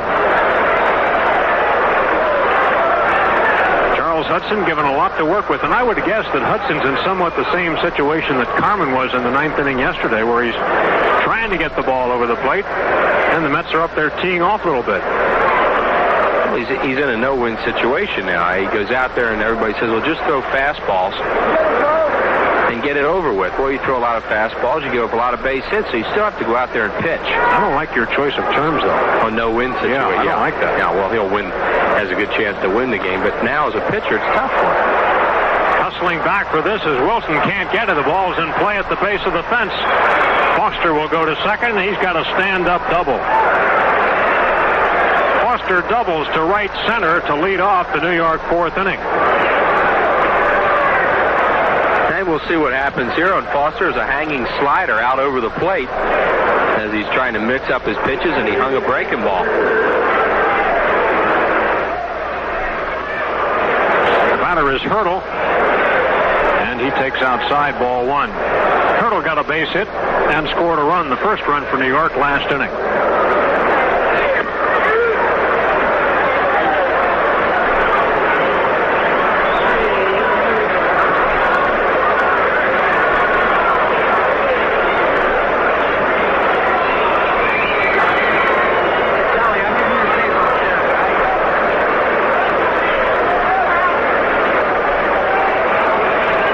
At second, Hudson has given up 8 hits tonight. It'll be interesting to see the way John Felsky handles his pitching staff tonight. Of course, you'll want Hudson to go 5 to win it. having trouble with the signs, and the infielders want to know what the signs are. It's very important to them. They've gone to some set of signs that Jeltz doesn't understand right now. So he just wants to make sure that he does understand them. Infielders like to know the signs because they'll position themselves differently on a fastball or a breaking ball or changeup. And now Bo Diaz and Hudson want to make sure they're in sync.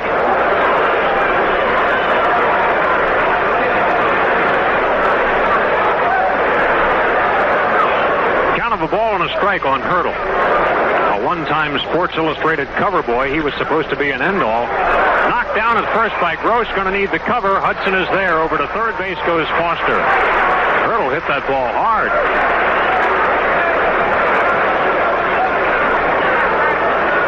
So the Mets have a chance to pick up another run here.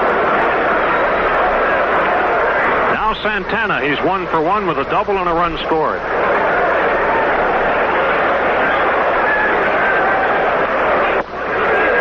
Needless to say, the Phillies have kept the infield back here as they lead it 16-3.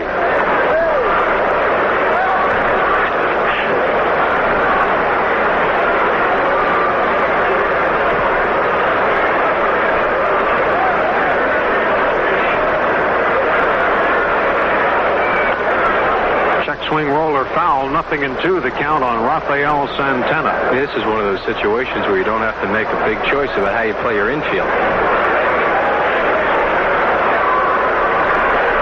The Phillies are playing for outs.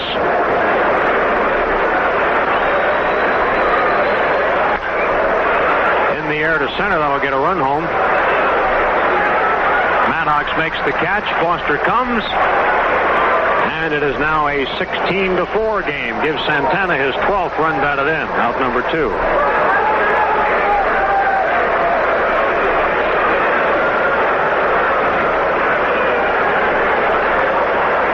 So Hudson's ERA is going to go up tonight no matter what else happens. And Doug Sisk is going to bat again. He chased home the first run on an infield ground ball. Phillies had a 16-0 lead at that time. Into left field. Hayes drops the ball. It's in play. Sisk is safe at first base. Probably have to charge him with an error. He might have had trouble with the lights. Good chance he did, but he is being given an error. It looked like he flinched on this ball in the last second like it was in the lights. It was a low-line drive. He did. Yeah, he's played it off to the side there. Yeah. But they have to give him an error on the play. The Phillies have committed their first error of the ball game. Wally Backman, troublesome as usual tonight, 2 for 2, takes a strike. Backman has scored a run, knocked in a run. 16-4, the Phillies lead in the 4th.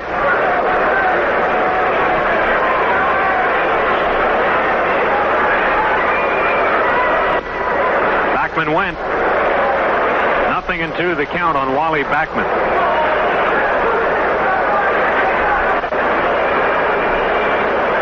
Our good friend Matty Gukas says, here's a shot into left field, a base hit. Anyway, I am openly rooting for Gukas to be the next 76er coach. Wally Backman is 3 for 3. Great guy. You like to see those ex-announcers get those coaching jobs. Well, he's replacing an ex-announcer. Cunningham was an announcer, too, and a pretty good one. He might go back to it now. Very quietly, the Mets are staying after the Phillies tonight. That's a good way to put it, Wills. Yeah, they have not given up, and you have to give them a lot of credit. I mean, they're out there swinging the bats, and getting base hits, and scoring runs. 16-4. Still, a 12-run lead is pretty cushy. Howard Johnson has flied out to center, single to center.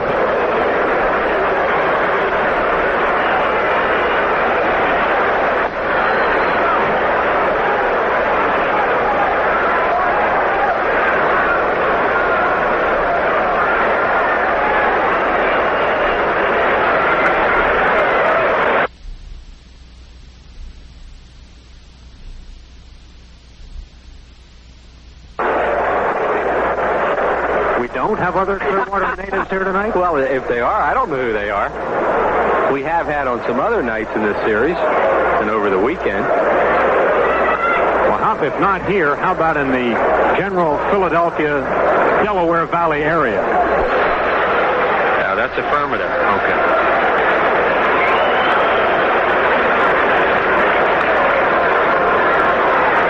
What a wonderful place that is. And the Mets, of course, train right down the road in St. Petersburg. The Phillies see quite a bit of the Mets every spring. Anybody wants to come down to spring training next year can see the Phillies and the Mets real easy. And the Cardinals, too. Down the line and right. Is it a fair ball? It is fair and in play, and the Mets are going to get a couple out of this. Or make it one out of that. Backman goes to third. It is a 16-5 ball game as the Mets score another one. Howard Johnson winds up at second base with a two-base hit.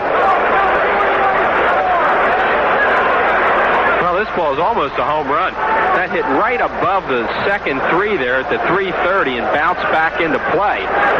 It's hard to believe that Backman didn't score on that play either. With two out, you'd think he would have been running, and he probably was, or maybe he thought it was a home run. But when you said that 2 runs are going to score, it sure seemed like it would. Now here's Christensen, and he's batting in Hernandez's spot.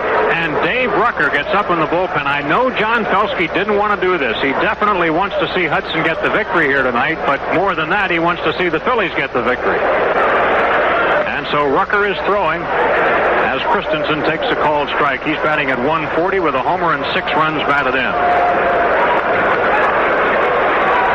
Left-hander Dave Rucker.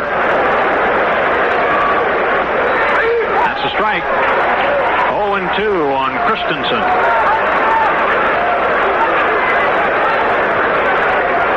Christensen hit a home run here in the 9th inning. Last night, a pinch hit home run off Carmen. And Hudson strikes him out to finally get out of the inning, but the Mets have come back a little bit further as they pick up 2 runs here in the 4th inning. They do so on 3 hits. It was an error, and 2 men left on base. Middle of the 4th, 16-5 Phillies. You're listening to Phillies Replay on The Game, the new 1210 AM. Back in a moment.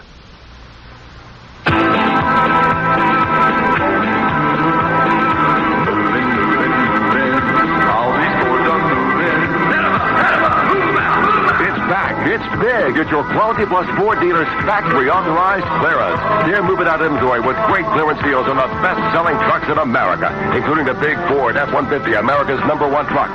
Right now, get $1,200 package savings on select F-150 XLTs in stock.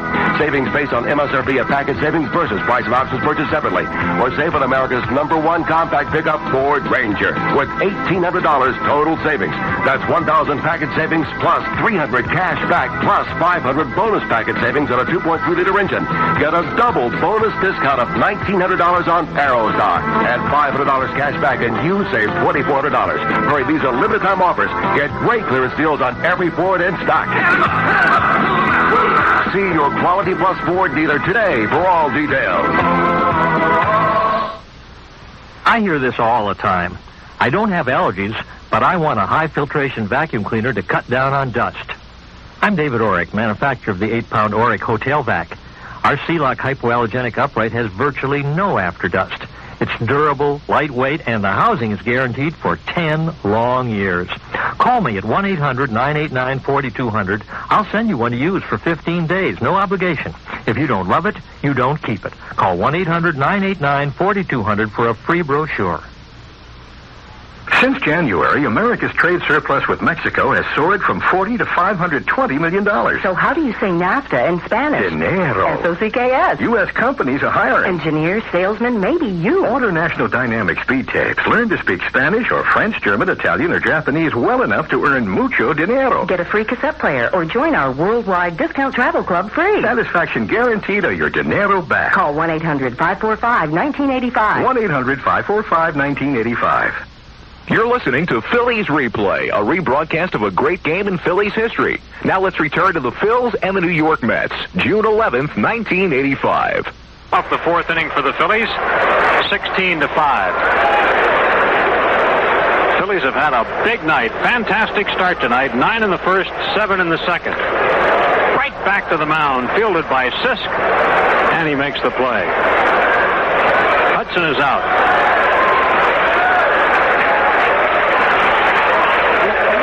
For Von Hayes, he's 3 for 3 tonight. Home home run and grand slam home run, both in the first inning. And a Texas League single to left in the third. He has scored 3 runs.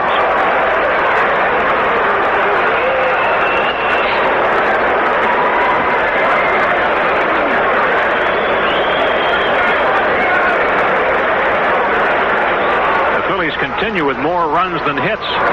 16 runs on 14 hits. One of the New York runs, by the way, is not earned. Phillies have 8 extra base hits in the ball game. The 2 home runs by Hayes. So more extra base hits than singles. Steve Carlton, who was sitting in the dugout and saying, "Can't you save some of these for tomorrow night?" And really, the Phillies are well aware of the fact that they haven't scored many runs, and they'll face a tough pitcher tomorrow night in Ron Darling. And Hayes is going to be a strikeout victim. Bond's out of there. First time the Mets have gotten him out tonight. And that's only the second Philly batter to strike out. The other was Hudson. Well, now, needless to say, the Phillies have not been retired in order tonight, and here is Rick Shue to try to keep that going. Shue is 1 for 3. It was a triple, and he scored a run.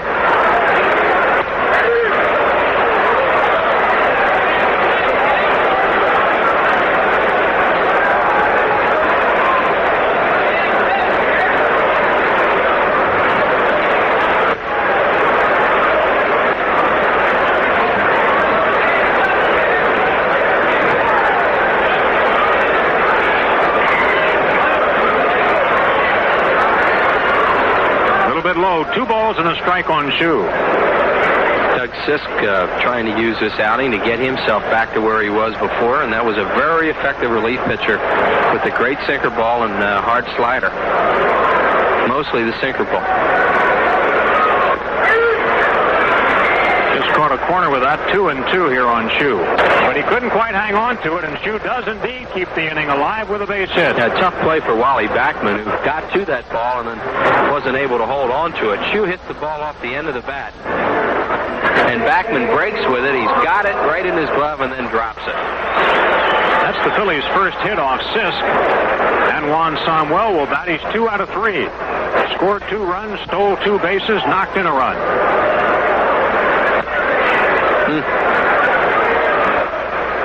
Sisk needs that pitch. That's where he lives down there.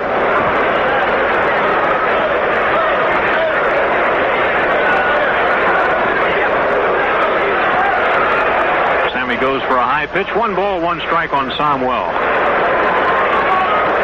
Phillies offense has been up and down the lineup tonight. Everybody contributed, including pitcher Charles Hudson, who had a RBI single. Every player has had a hit with the exception of Aguayo, and he got an RBI when he was hit by a pitch. And then, of course, some newcomers have come into the game. Jeltz and Gross. And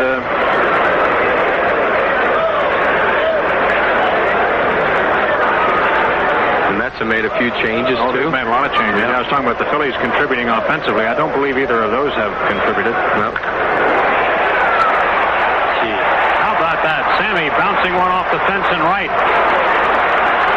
And Samuel gets a double. It's a ground rule double, and Shue goes to third base. I think John Kibler is saying, Andy, that a fan touched that ball. It looked like a fan reached out and deflected it, and that's probably why it's going to be a ground rule double. I'm not sure that's what exactly. Well, we'll see. Fastball, the inside outs it down the line. See if somebody reaches out here. Yep, that ball was probably going to go into the stands anyway, so it would have been a ground rule double at that point. That guy just took one off the chest for his efforts. So now the Phillies have 16 hits as well as 16 runs, and the batter is Jeltz. What did Jeltz do in his last at-bat? No, he hasn't yet. This is his first at-bat? Yeah, he's in Schmidt's hole after Schmidt had a big night. 2 for 2, 2 runs scored, and 2 RBIs, and a walk. Jeltz rolls one towards second. Backman makes the play and throws him out. So Jeltz is out, and so are the Phillies in the fourth. They fail to score. They get 2 hits in the inning and leave 2 men on base. We finished 4 fast ones tonight, and the Phillies lead the Mets 16-5. You're listening to Phillies Replay on The Game, the new 1210 AM. Back in a moment. There's a good reason why you never hear about the latest big sale at TJ Maxx. We don't have them. Nope, never will. See, the whole idea behind TJ Maxx is to give you great savings on great designer and brand name fashions every single day. You can come in now, tomorrow. People were in TJ Maxx saving money yesterday. Next time you need to treat yourself to a little fashion, you don't have to find a sale. Just find a TJ Maxx. We offer designer and brand names at 20 to 60% less than what you'd pay at department stores on a regular day, and generally less than what you'd pay on their sale day. TJ Maxx. 10,000 new fashions come in every week. Great prices every day is another reason why you should, too. This week at TJ Maxx, save on fun tops and colorful jeans for kids. Perfect for school or play. The hottest styles, famous names. Boy sizes 4 to 20, girl sizes 4 to 14. Tops and jeans, one great price. $9.99 each, just $9.99 at TJ Maxx. Call 1-800-2TJ-MAXX for the nearest store. This just in. GM and Ford have announced an average 2.5% increase in the price of 1995 models. I repeat, 95 prices will go up. Ladies and gentlemen, we have quite a story. Your local Oldsmobile retailers have over 3,000 cars in stock, amounting to a $45 million inventory. This means that selection is astounding. They have special edition coupes, sedans, and wagons in every color with the most popular features and standard equipment.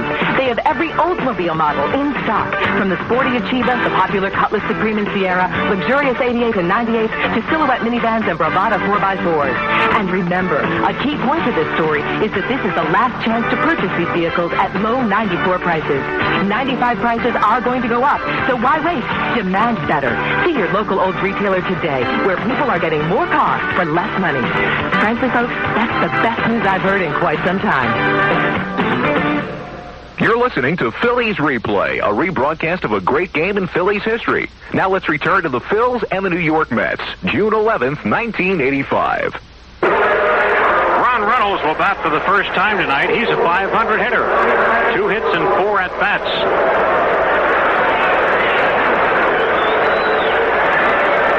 Reynolds from Wichita, Kansas, only 26 years of age.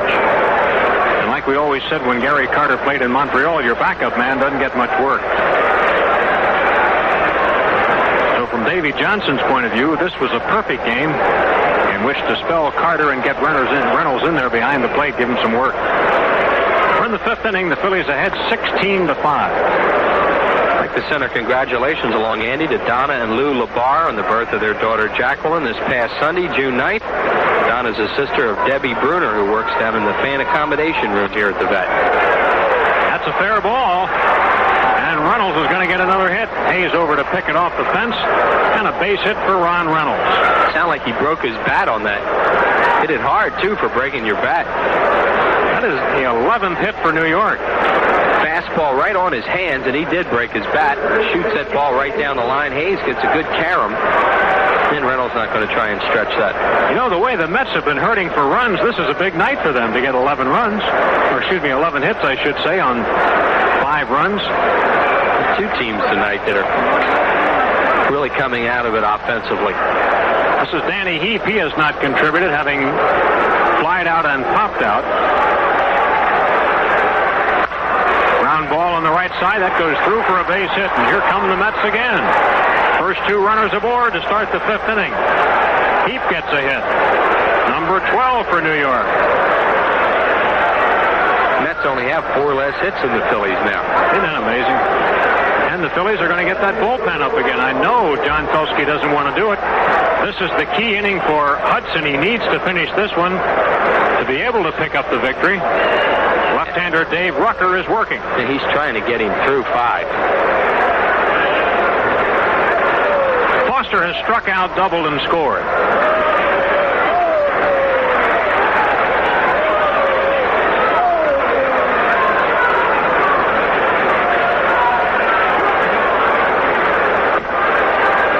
And Foster takes low, ball 1.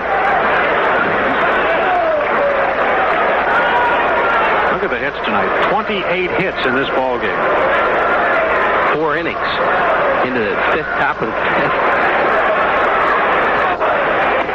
Look out. Here's a game that could be rain shortened to 5 innings, and you never know the difference. Has enough offense already for a full game.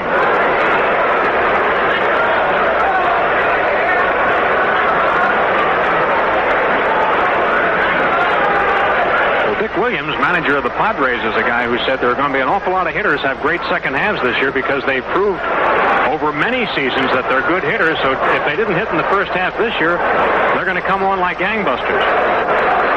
Now Hudson laboring now in this inning with the 2 hits. I mean, they were a couple of hippity-hop hits, but still, and now a 3-0 count to Foster.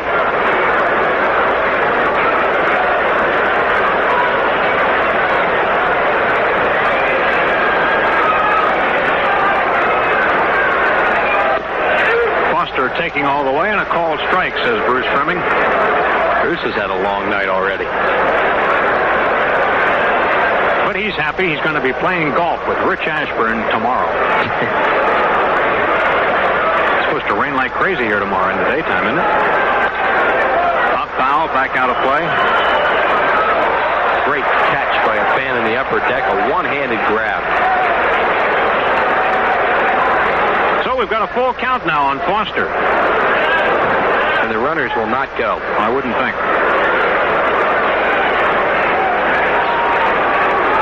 2 on, nobody out. Phillies ahead 16-5 in the 5th. It's a balk. A balk. Phillies have been largely free of the balk calls, which bothered them so much last year. That's only the 3rd. The first on Hudson. Like he was on the rubber, his foot on the rubber, and it comes set and separated his hands without stepping off. And Bruce Fleming called it right away, the home plate umpire.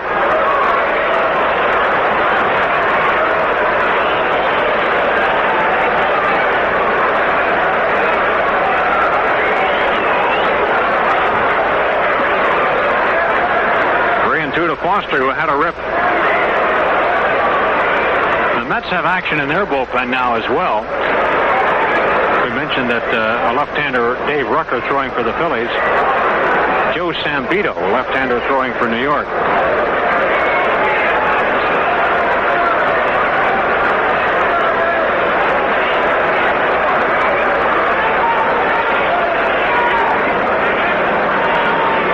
Pitch. He hits that right on the button.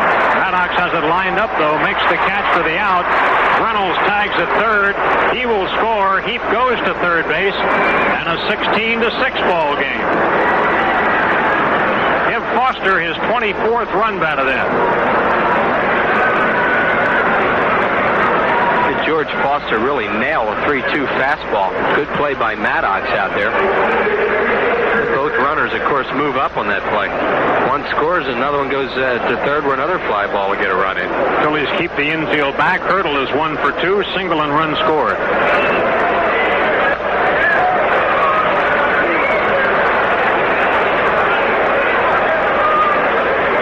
The Phillies led this game 16-0. And they've seen the Mets come back with 3, 2, and now 1.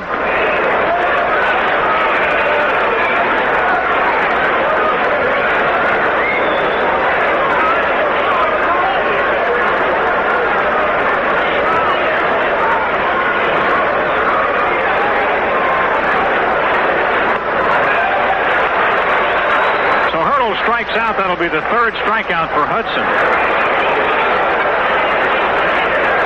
See Clint Hurdle on his way back to the dugout. He has kind of a loop in his swing. See him really uppercut the ball and swing over top of that pitch. Now the batter is Rafael Santana. He has doubled in his only official at bat, knocked in a run on a sacrifice fly last time.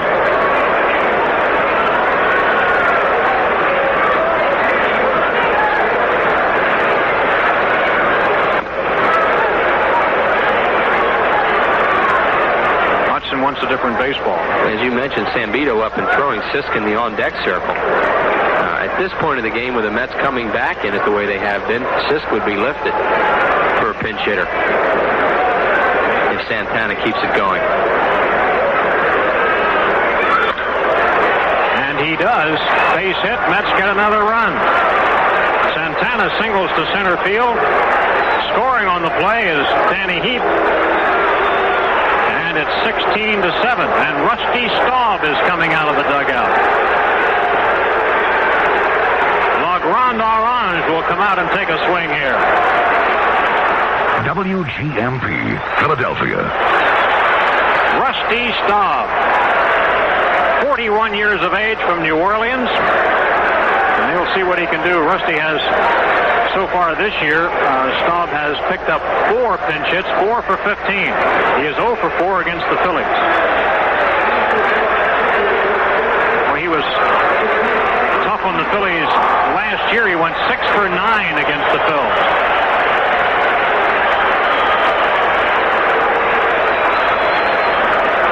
.279 lifetime batter. Tough to strike him out. He chokes up on the bat. A punch shot towards second. Sammy playing deep with plenty of time to get the slow-footed Staub, and he is out. The Mets grab 2 more back here in the 5th inning. They do so on 3 hits. 1 man left on base. Middle of the 5th. It's an official ball game, and the Phillies lead 16-7. You're listening to Phillies Replay on The Game, the new 1210 AM. Back in a moment.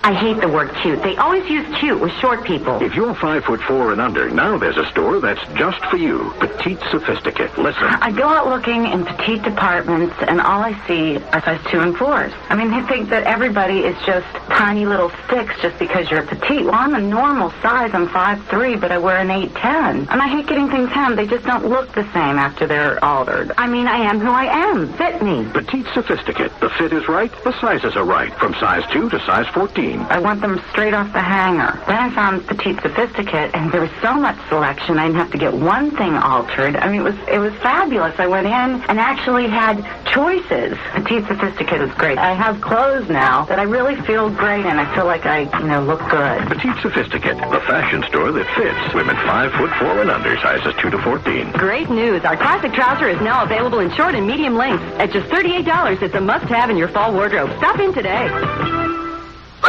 Dorney Park has 2 sides, one with rides, one with slides. Ride and ride on the Dorney side. Then flip to the Wildwater Kingdom side. Laugh, splash, scream and play. 2 parks you can do in one day. Ride and slide side by side. At Dorney Park and Wildwater Kingdom, you can ride and slide side by side because Dorney Park's 2 great parks in one place for one low price. Start out on the ride side. There's Hercules, the Laser, the Berenstain Bears, and our new Thunder Canyon Raft ride. Then flip to the Wildwater Kingdom side, where there's 11 water slides, a gigantic wave pool, even Lollipop Lagoon for little kids. So come ride and slide at Dorney Park. Ride and slide, side by side, Dorney Park. Ride and slide side by side at Dorney Park and Wildwater Kingdom every day through Labor Day. After Labor Day, it's only $15.95 for a fun-filled day at Dorney Park every Saturday and Sunday in September. Let's pause 10 seconds for station identification. This is the Phil's Radio Network. It's a whole new ball game. If you love sports, you'll love the game. 1210 on your AM dial. WGMP, Philadelphia. You're listening to Phillies Replay, a rebroadcast of a great game in Phillies history. Now let's return to the Phils and the New York Mets, June 11th, 1985. Joe Sambito, left-hander from New York, who's living at home with Mom these days after being cut in spring training by the Astros. And Sambito, who hails from Long Island, got the perfect job. He's pitching now for the New York Mets. He's been seldom used, although he was briefly in last night's ball game and also worked on Sunday, so they're starting to gain a little more confidence in Sambito. But his numbers are tough right now. 8.22 earned run average. Phillies batting in the last of the 5th inning. They lead New York 16-7. But you got to give the Mets a lot of credit because they trailed 16-0, and they have come back, scoring more runs tonight so far than they did in all of last night's ball game. And runs do not come easily for New York, as we've been pointing out. Glenn Wilson leads it off for the Phillies. He's 2 for 3. Glenn has singled and doubled, scoring twice, driving one in.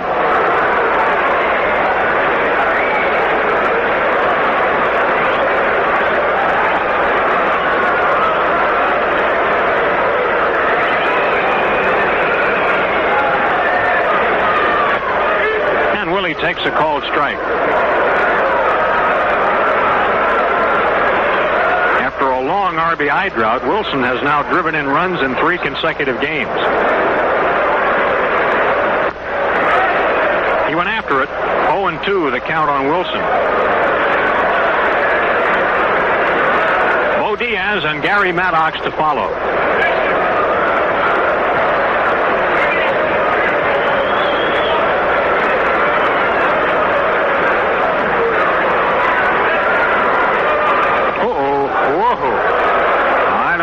Missed hitting him, but Willie was skipping rope to get out of the way of that.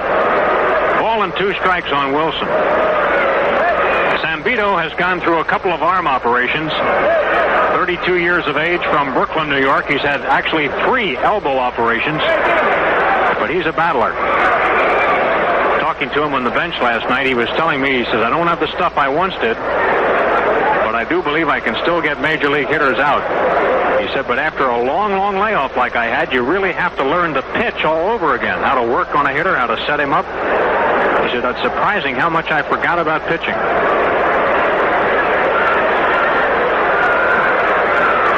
He's a left-hander, but he plays tennis, he writes, and he eats right-handed.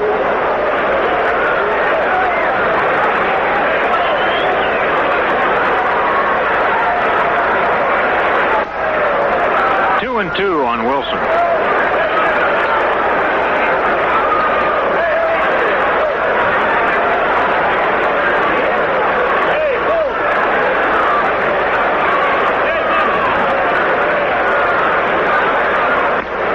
Just inside, ball 3, 3-2 on Wilson.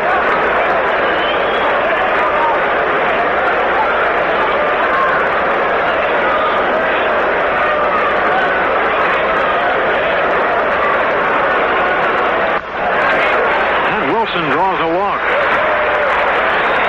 That's only the 3rd walk given the Phillies. They've been doing this with their bats tonight. Bo Diaz will be the hitter. Bo, with a pair of doubles, has been on base all 3 times. The other was on an error by Santana. And Bo has knocked in 3 runs, doubling his RBI total for the year. Meantime, the Mets are happy to see that Montreal is leading Chicago 3-1 there in the 7th inning tonight. Jody Davis with a home run to account for Chicago's only score. Mickey Mailer, the job he's doing for Montreal. They rescued him from oblivion, and he's given them 2 good outings.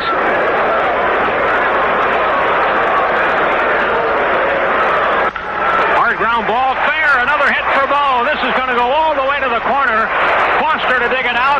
Wilson goes to third. Diaz to second with his 3rd 2-base hit. Well, Andy, you know Bo. He's been chomping at the bit to try and get back in and contribute a little bit after this season that he's had and last year. And he gets that ball up and out over the plate from Zambito and shoots it into the corner. 3 doubles for him. On base 4 consecutive times, and Gary Maddox will be the hitter. You know, that feat that Ron Hayes accomplished tonight, it had only been done one previous time in Phillies history, and that was by Andy Semenick, as we mentioned, back in 1949. 2 home runs in 1 inning. Right.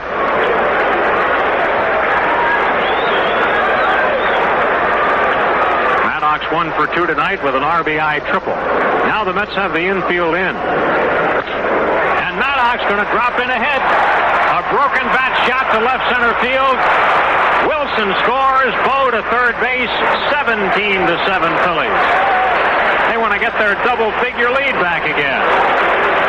The Mets have been chipping away at the Phillies and have done a great job of doing that tonight and not quitting. The Phillies had a shot last inning to get a couple, didn't get it. And now a broken bat hit there by Gary Maddox knocks in a run, and he's had a big night, as most of these people have. And here is Greg Gross, not a starter in the game. Greg 0 for 1, grounded into a double play.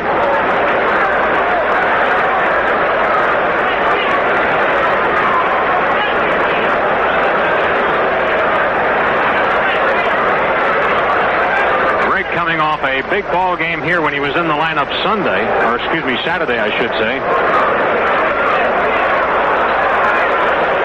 Greg was playing right field for the Phillies Saturday. Had 3 hits in that ball game, including an RBI double, and even stole a base. John Walkenfuss has moved into the on-deck circle to bat for Charles Hudson. Punch-out foul out of play. Fuss.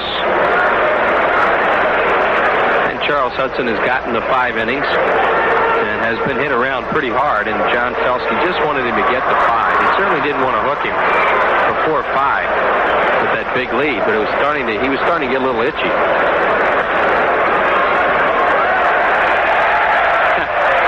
Are cheering because the scoreboard has popped up for the first time tonight. It's been on vacation here the last couple of days. Looks like it still should be. Yeah, it's not perfect, but then who is? Look at who's perfect? That board has been here 15 years. And this is the last year, right? Right. That board will go into the ground next year out there in right center field, and there will be a new board similar to it up on top of the stadium, up off the roof near the runners.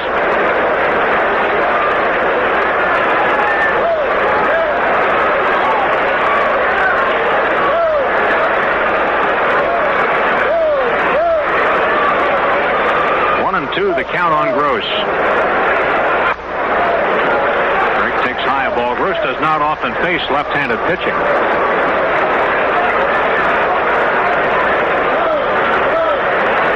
Joe Sambito trying to battle back from all kinds of elbow problems. This guy really could throw hard at one time and just can't do that anymore.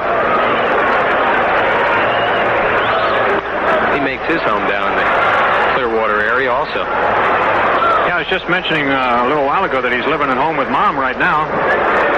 He says it's a perfect situation, he says, because she goes to work during the day and then I'm out at night. He says the only problem is she won't let me bring girls home. An age-old problem.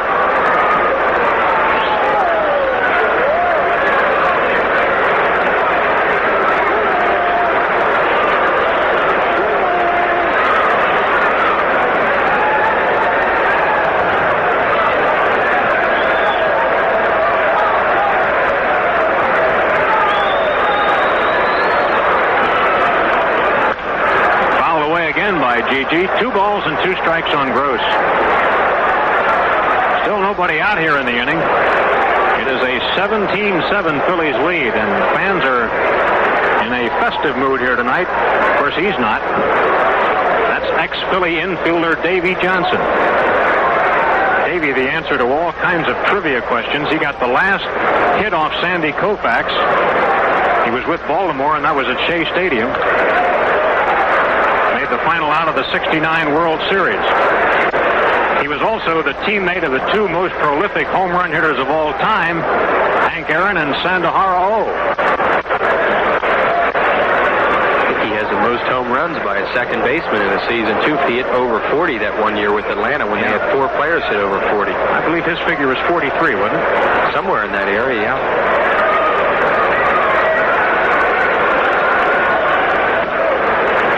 Good at bat by Greg Gross, who chased the bad ball the first pitch, has really hung in there and fouled off some tough pitches and gotten himself to a full count.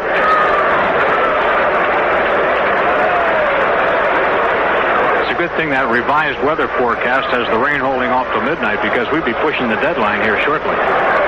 This long ball game tonight. Ball 4 to Gross. Greg begs a walk. Phillies have him loaded.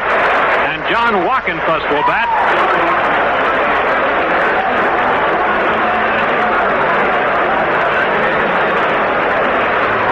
John Walkenfuss to come out and take a swing here, batting for Charles Hudson. Well, the last time a Philly batter came to the plate with the bases full, you know what happened, don't you? You were with us in the first inning. You saw Hayes ride one right on out of here. Walkenfuss hitting at 160 with 1 RBI, 3 for 15 as a pinch hitter, and he got the run batted in as a pinch hitter.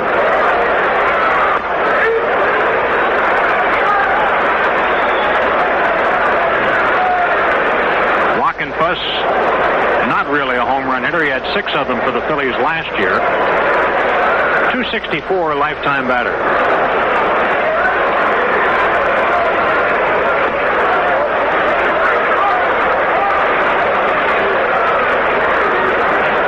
Nobody out for the Phillies in the 5th. like a football game, 17-7.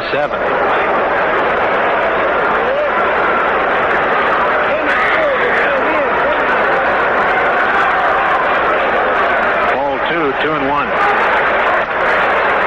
Sambito said the best he has pitched this year, that's Ron Reynolds handling him, the best he's pitched this year was Sunday when he was up against the Cardinals. And, of course, he was the pitcher when Pendleton hit the grand slam, but it really was just a gapper on which the outfielders collided.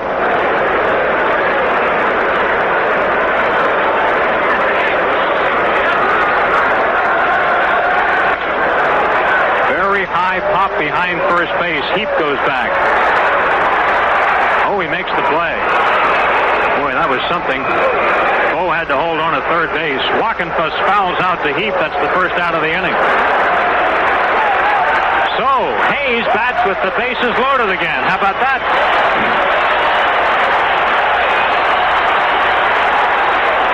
All right, we'll start flipping pages. I'm trying to think of what the record, Phillies record for most RBIs in a game is. I think it's 7 by Del Ennis. Ron already has 5. I think it's more than that, isn't it?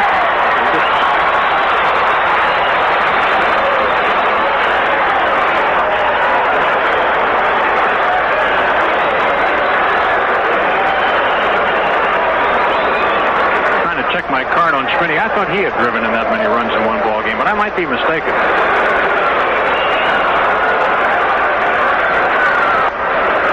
Anyway, Hayes in a little tougher spot here facing a left-handed pitcher.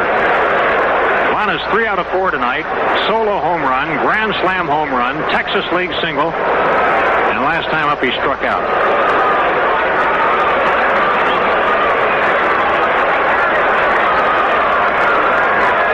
It's 8 in a 9-inning game.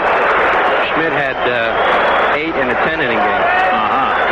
Willie Jones, the last to do it back in 1958, and Schmidt had 8 RBIs in a game in 76. The day he hit the 3 home runs, or the 4 home runs.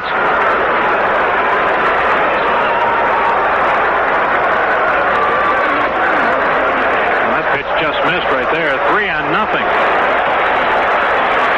Hayes can get an RBI right here if Sambito didn't get the ball over the plate.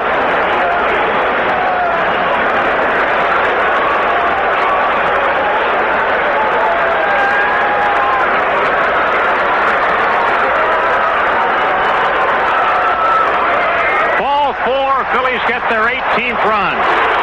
RBI number 6 for Hayes. Bo Diaz crosses the plate with another Phillies run.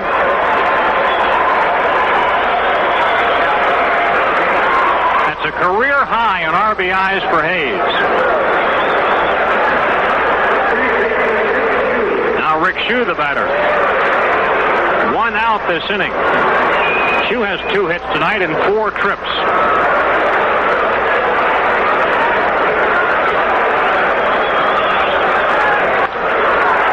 That's a foul ball, but not by much.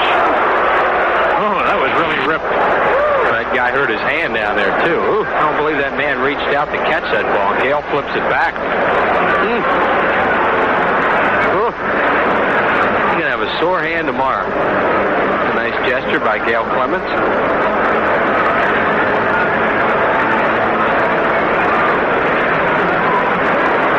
One strike on Shue. Phillies batting in the 5th inning now with an 18-7 lead.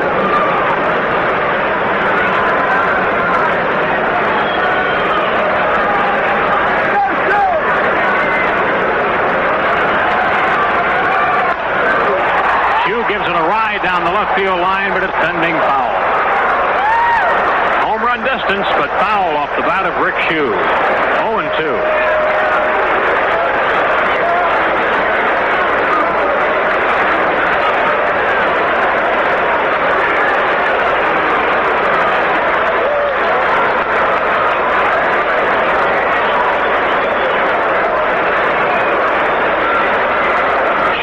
.293 now after his hits tonight, and here's one that's got a chance. Foster back. Off his glove. Foster plays it lazily. 1 run scores. Here's another one heading for the plate. Gross comes on in to score.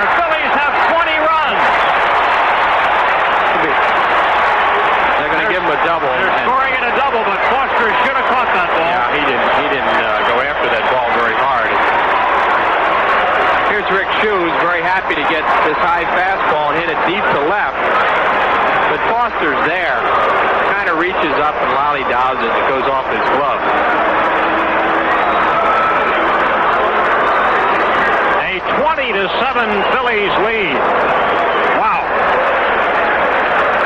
And the batter is Juan Samuel. Sammy has 3 hits tonight. 2 singles and a ground rule double. He has knocked in 1 run, scored 2 runs, stolen 2 bases. Got to be a computer in here tonight.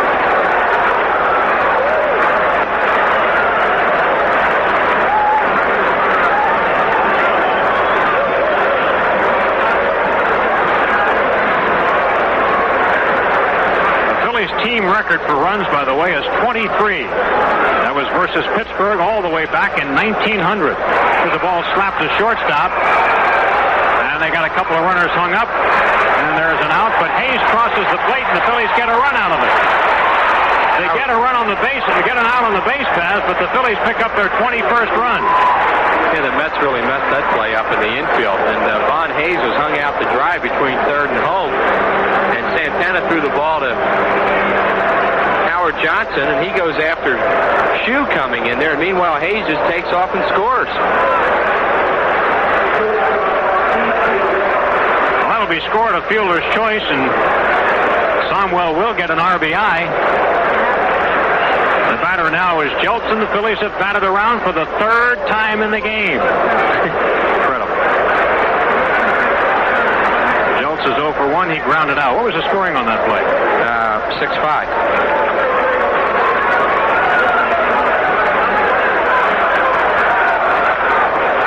Jam, pops the foul back out of play.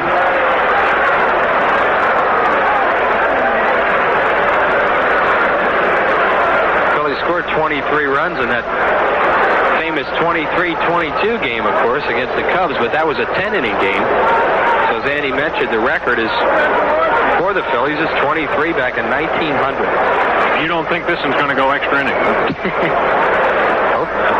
Phillies have had a 9-run inning, a 7-run inning, and they've 5 in so far this inning. Does that add up?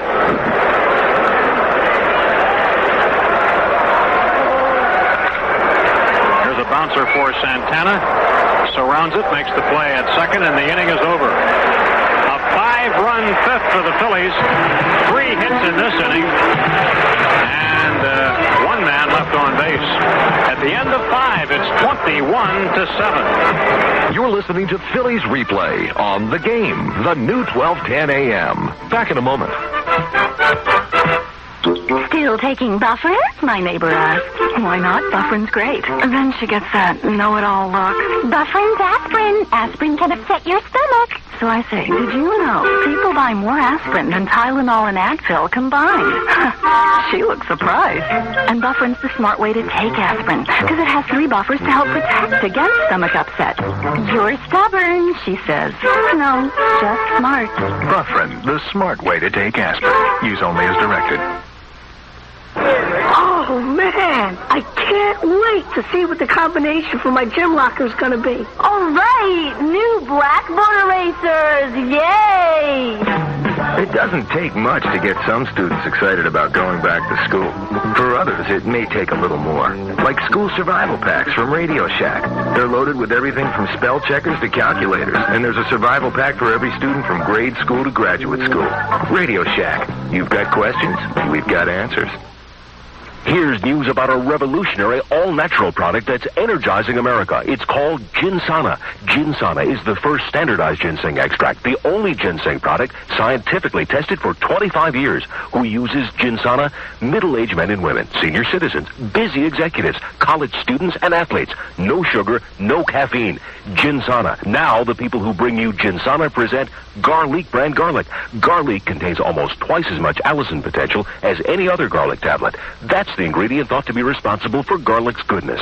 Garlic's a convenient 1-per-day tablet that's odor-free, tasteless, and easy to swallow and digest. Ask for Garlic brand garlic. And remember, for good health, exercise, cut fat and sugar from your diet, and watch your cholesterol and blood pressure.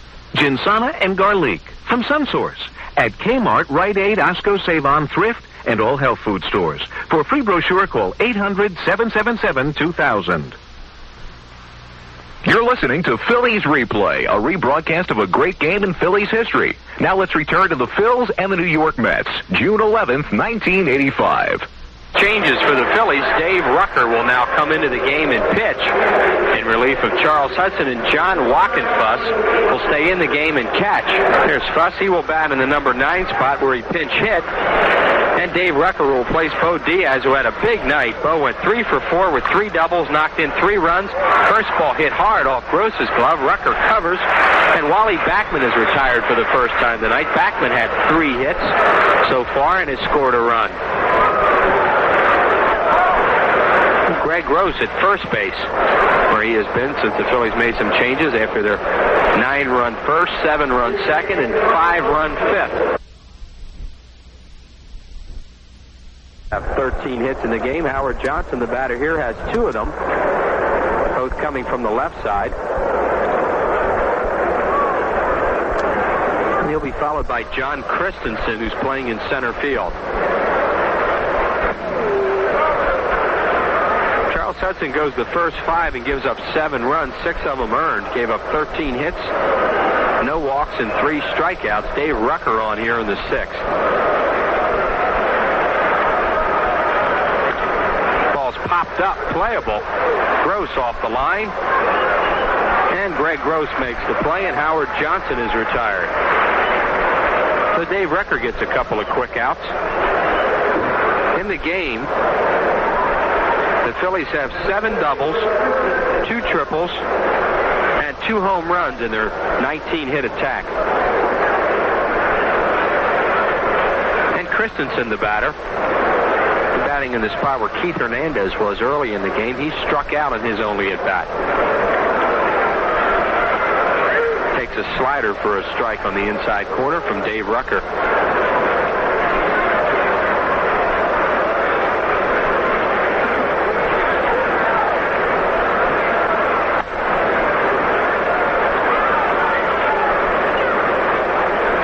Should Christensen reach base, Ron Reynolds is in the on-deck circle. He's batting in the spot vacated earlier by Gary Carter.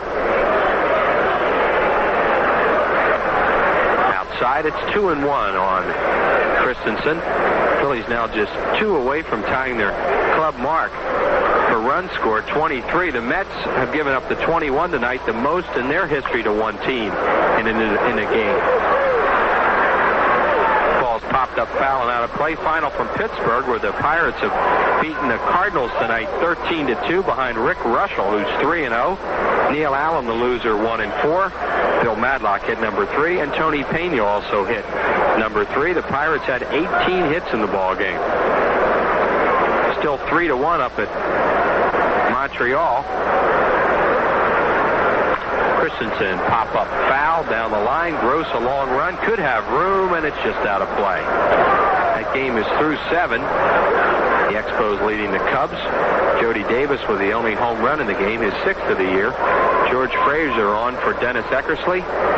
And St. Clair now pitching that game. Randy St. Clair behind Mickey Mailer.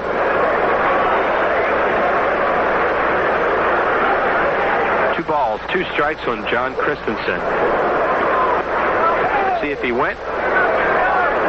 Bruce Fleming says no. No appeal, so the count 3-2. Dave Rucker in his first inning of work behind starter Charles Hudson. Swing and a miss. He struck him out. So Rucker works a 1-2-3 inning. The Mets go in the 6th. No runs, no hits. No errors, and nobody left on base. And the Phillies will come to bat at the bottom of the 6th inning.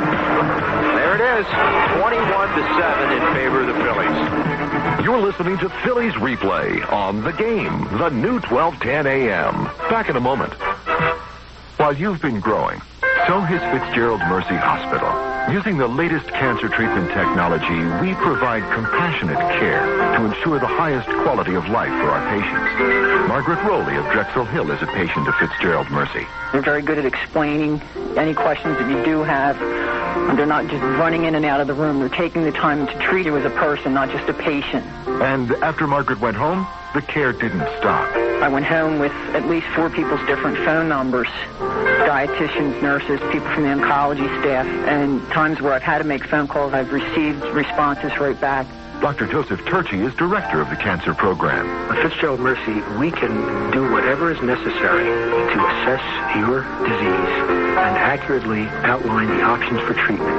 For more information, call our physician referral line, 1-800-227-2575. Fitzgerald Mercy Hospital. All the care you need when you need it the most. Jim used to worry a lot about his company's future. If something happens to me or my brother, what'll happen to our family business? Would we be forced to sell? Would the business stay in the family? Now, we need to get this all sorted out. Jim didn't know then that business insurance could give him the answers he needed, until the CNA insurance companies guided him and his brother with professional estate and business planning. Today, Jim's mind is more at ease. My independent agent recommended CNA. CNA specialists showed me how linking life insurance to a buy-sell agreement between business partners could help avoid a forced sale. They also helped us with estate tax planning so we could keep our business in the family. Now, it turns out CNA is one of the few insurance groups that provide professional estate and business planning advice. CNA really surprised me. I thought I'd get a policy, but I never thought business insurance could work this hard. Ask your independent agent about the CNA insurance companies and how CNA can work harder for you. CNA, for all the commitments you make. You're listening to Phillies Replay, a rebroadcast of a great game in Phillies history. Now let's return to the Phils and the New York Mets, June 11th, 1985. Chris Wheeler with Andy Musser back at the vet, and Glenn Wilson will lead it off for the Phillies in the bottom of the 6th. Like most Phillies players tonight, Willie's had a big night. He's had 2 hits, knocked in a run, scored 3.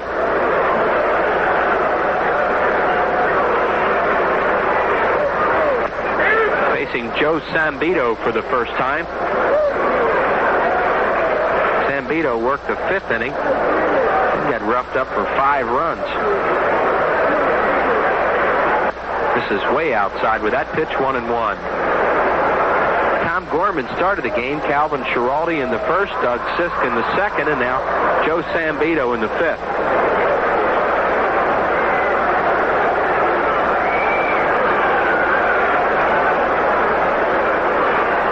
Wilson hits it foul out of play down the first baseline. Glenn now with 7 RBIs in his last 3 games.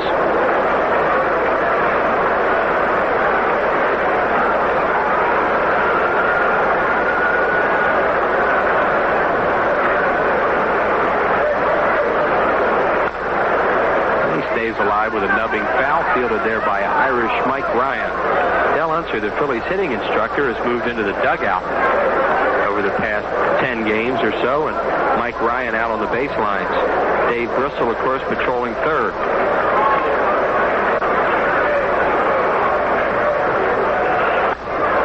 Sambito misses up high. 2-2 on Glenn Wilson. Dave Rucker, the pitcher, waits on deck. He's batting in the spot vacated by Bo Diaz, the number 6 hole, and then Gary Maddox. 3 balls and 2 strikes now on Wilson. There's Rucker.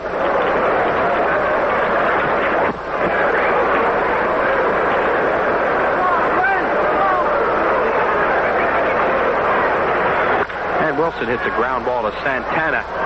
And the Mets shortstop throws him out. And 1 out here in the 6th.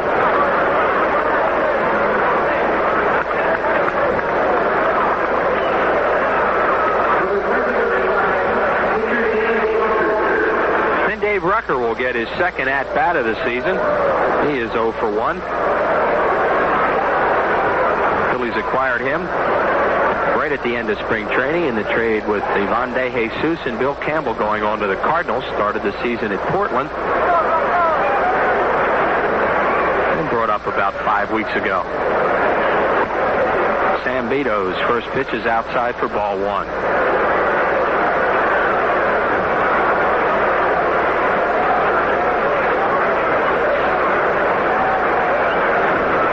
Rucker hits it hard down the line, and it's a base hit. It'll carry him off those boxes. Foster can't get it, and that'll be a double for Dave Rucker.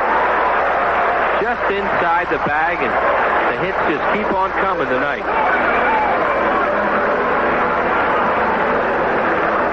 Double number 8 for the Phillies. Rucker gets a fastball away from him and hits it right down the line. And it caroms off those boxes. Nothing much Foster can do. And Rucker on at second with one out. Gary Maddox, the batter.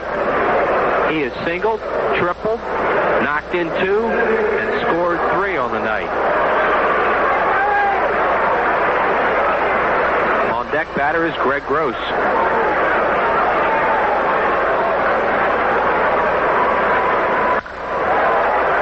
Foul down the left field line.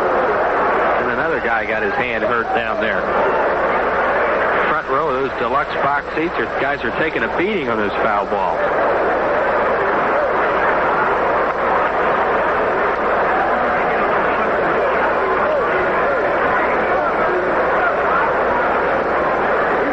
Maddox came into the game at 257, has upped his average to 274 with the 2 hits.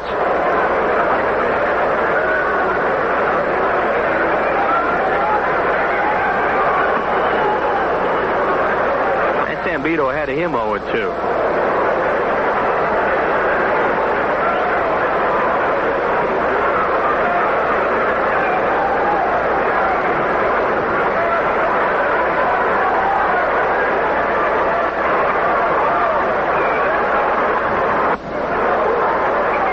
And Maddox stays alive as he fouls that ball back. Phillies with 21 runs, 20 hits, and 1 error. The Mets with 7 runs, 13 hits, and an error. We're in the bottom of the 6th.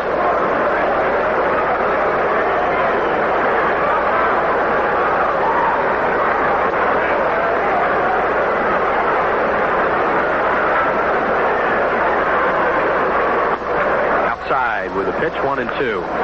Ron Hayes with a solo home run to lead off this game. And then coming along later in the first inning to hit a grand slam. Only the second player in Phillies history to hit 2 home runs in an inning. The other one, Andy Seminick, back in 1949. Inside with a fastball, 2-2 on Maddox. Vaughn has driven in 6 runs in the game.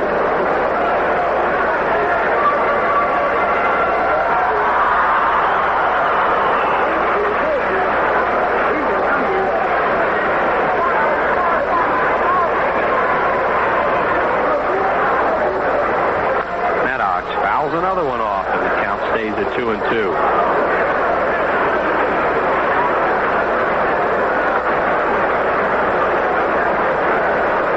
Here's Dave Rucker, Phillies pitcher, on at second with the Phil's 8th double of the game. 1 out. Makes a great play. Oh, George Foster robbed Gary Maddox with a fine play against the left field wall. Who didn't make a good play last inning really robs Maddox. Goes to the warning track. Doesn't have time to find the wall and leaps up and pulls it down. Boy, that ball looked like it had a chance to tie the Phillies club record of 23 runs. And here's Greg Gross. Gross has grounded into a double play, walked and scored tonight.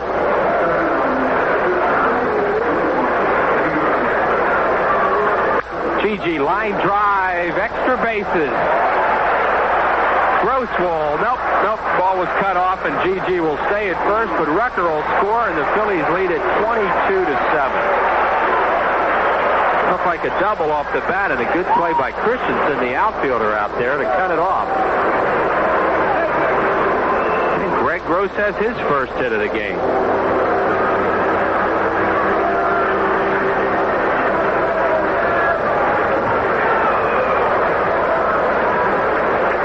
Gross on with hit number 21 for the Phillies. And Wackenfuss will be the batter. John popped up foul as a pinch hitter last inning and stayed in the game. the catch.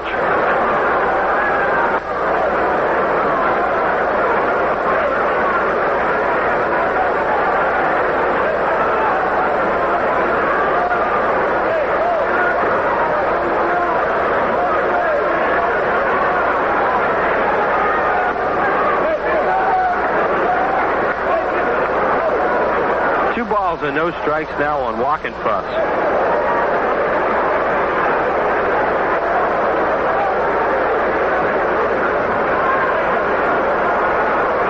And that pitch is up high. Phillies' record in a game for most hits is 26 versus the Cubs in 1922. That's a game in which they lost and scored 23 runs. Here's the strike.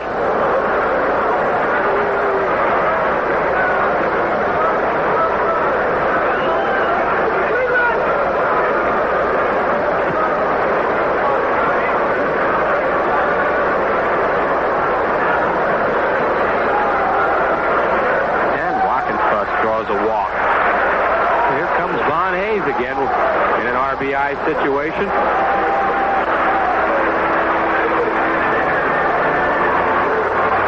Has hit 2 home runs tonight. He's singled. He struck out. He's walked.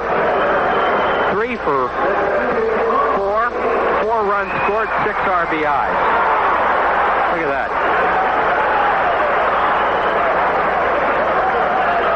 And batting now against Zambito. Last time up, he walked against Zambito with the bases loaded and got an RBI.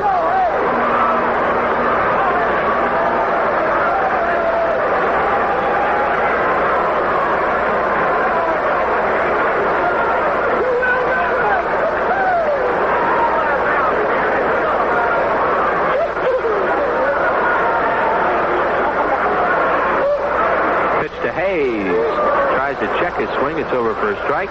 22,591 here at the Vet to see this slugfest tonight.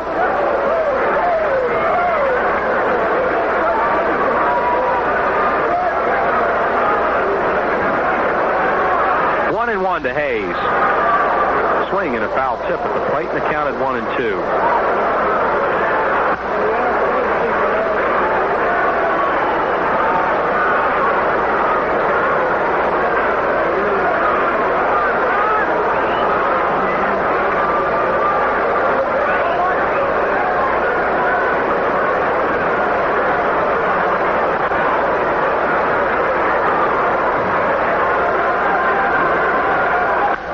Hits it high to left, but Foster had a good jump on it. Back to the warning track, and right in front of the warning track, a good running play by George Foster. So Hayes gave it a good ride, but the Phillies are gone here in the 6th. They pick up 1 run, 2 hits, no errors, and 2 men left on base. The Mets will bat in the 7th. The Phillies lead 22-7. Listening to Phillies Replay on The Game, the new 12:10 a.m. Back in a moment.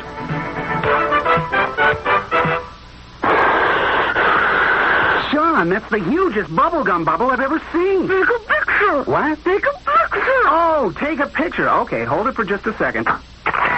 Oh, darn. Sometimes you take such good pictures you want extra copies, and sometimes you want more film to try again. That's why at CVS you get a free second set of jumbo prints or a free roll of film. Hey, that bubble's even bigger than the last one. Take a picture. What? Oh, yeah, take a picture. I remember. Okay, just turn your head more towards me. Oops. And with every roll of film you bring in, you'll also get a coupon for a free 5x7 enlargement. Big, big. I see it. The king of all bubbles. Don't move. Just let me zoom in. The king of all bubbles is dead. That's a free second set of jumbo prints or a free roll of film every day at CVS. And this week, get a free Big Mac's photo album with every roll of film you develop at CVS. So if you're looking for a great photo finishing offer, CVS has just what you're looking for. Join us from WGMP along with the WGMP Blazer. It's this Sunday from 3 until 4 at Modell Sporting Goods, 3400 Aramingo Avenue. It's going to be an hour of fun. We'll be there giving away T-shirts, hats, and more. So don't miss us. The WGMP Blazer and the gang from WGMP at Modell Sporting Goods, 3400 Aramingo Avenue. Look for us Sunday from 3 until 4. The game reminds you to please remember your friends at Cade during the summer months. Experts at the Corporate Alliance for Drug Education continue outreach programs with area children even after school's out. Call 668-5920 with your donation. August 26th, Taylor Hospital in Ridley Park will have a blood drive. Call 595-6180. And September 2nd through the 4th, it's McGee Rehabilitation's National Wheelchair Tennis Championships. For tickets or to volunteer, it's 215-587-3400. You're listening to Phillies Replay, a rebroadcast of a great game in Phillies history. Now let's return to the Phils and the New York Mets, June 11th, 1985. A 22-7 Phillies lead as we go to the 7th inning of play. Ron Reynolds will lead it off. He's 1 for 1, single and run scored.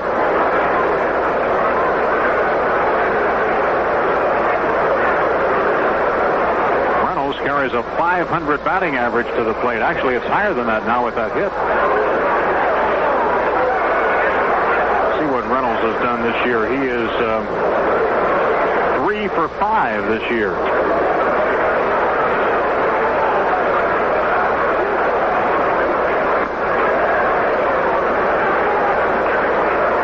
Rucker in his second inning of work for the Phils mowed him down 1-2-3 in the 6th.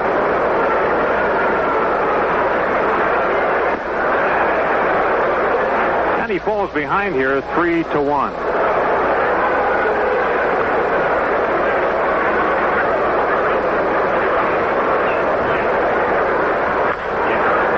Reynolds helps him out by swinging at a pitch and popping it up. Sammy wants it, and that's 1 down here in the 7th inning. Juan Samuel makes the catch, and now Danny, everybody's smiling tonight, right? You can't smile tonight. When can you? Danny Heap, a 1 for 3 evening. He also scored a run. Imagine the Phillies have scored more runs than any team has ever scored against the New York Mets. Glad Timmy was here to see that.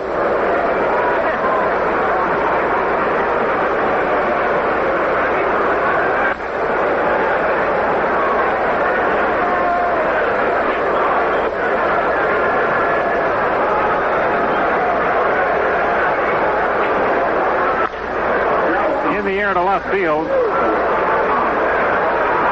and caught over there by Hayes. By the way, that's Darryl Thomas now playing center field for the Phillies. DT.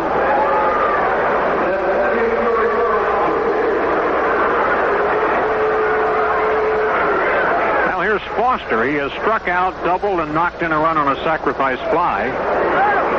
He has also made 1 great play in the outfield and 1 terrible play.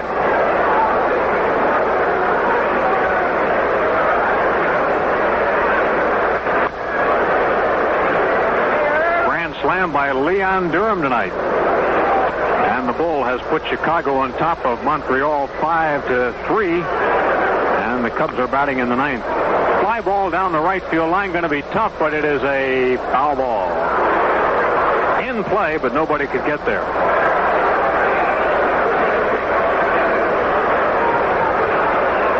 The Pirates also did heavy scoring tonight.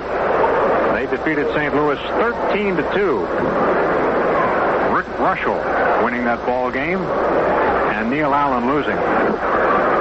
Cubs have to be very happy with what the Phillies have been doing the last couple of nights, because the Mets are right on their tail. And the Cubs apparently have pulled out another game tonight, or 1 more at bat by Montreal, but they've come back and won 2 games in the late innings. He got that off the handle of the bat.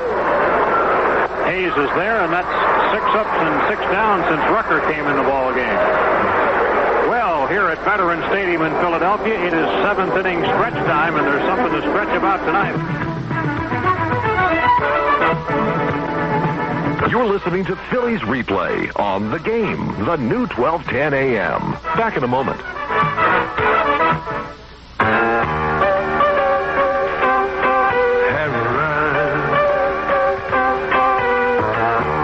me where the fun is right, where there's action day and night.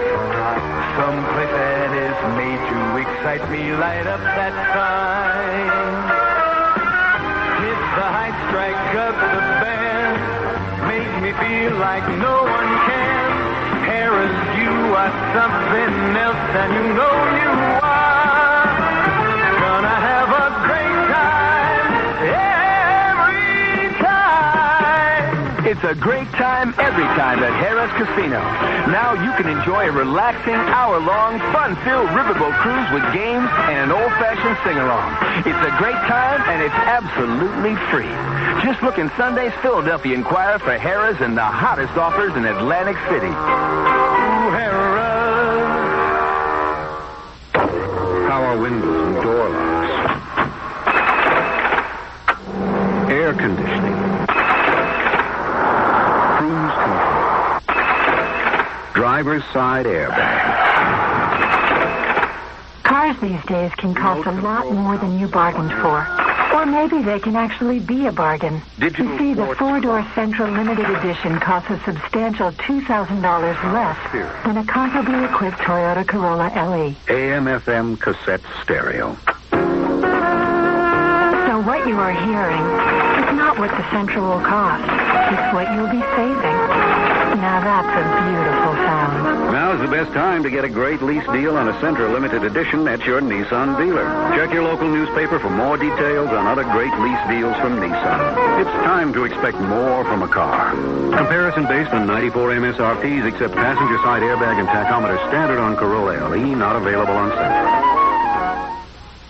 You're listening to Phillies Replay, a rebroadcast of a great game in Phillies history. Now let's return to the Phils and the New York Mets, June 11th, 1985. All right, Wheels, here's Rick Shue to lead off the Phillies' seventh inning. Phils ahead 22-7.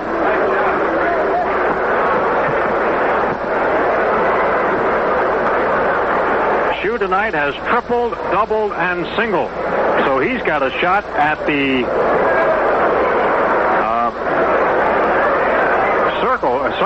cycle here, I'm trying to say. I'm trying to figure out what they're pausing for. He's got a shot at the cycle here, and he almost had it as he flied out to the warning track in his first trip.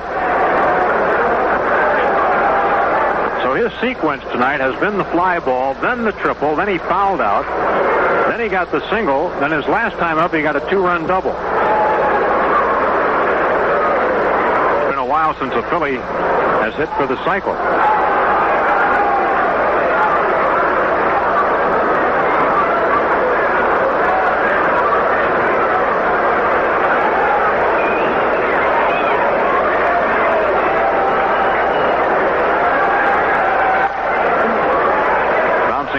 Johnson, and Howard makes a bad throw, and Shue is going to be safe. Howard Johnson threw it away, and Shue is going to be awarded second base on the overthrow. Probably be an E5 all the way, with Shue moving to second, just one error on the play.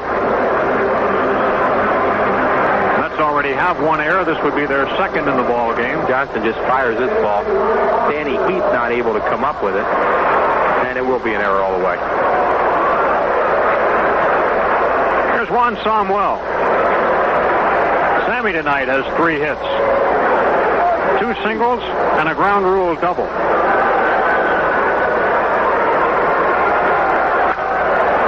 Pop foul, back out of play. Well, it's going to be fun to pick up the papers tomorrow and read about this one. Even after having witnessed it, it'll be fun to hear all the comments from downstairs and the interpretation of the various writers.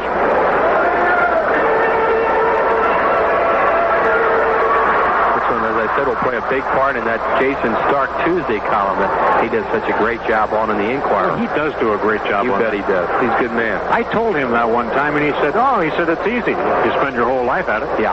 He works very, very hard at that column. That is very, very interesting. I like reading the American League stuff because we don't find out a whole lot about the American League. Well, that's true, but even though we follow the National League closely, I always see something in there I didn't know, too. I mean, for example, I didn't know today that Don Leppert had been released at Houston as one of the coaches.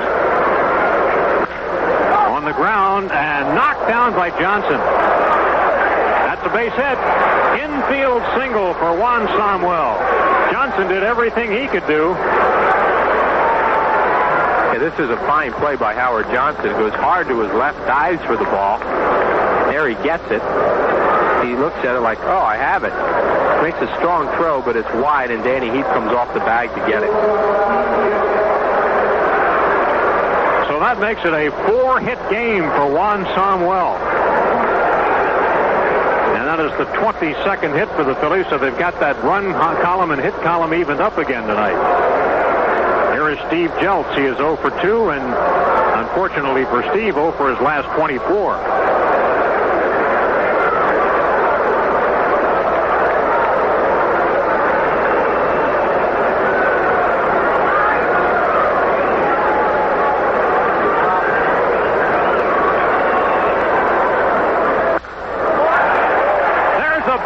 For Jeltz, breaking the drought.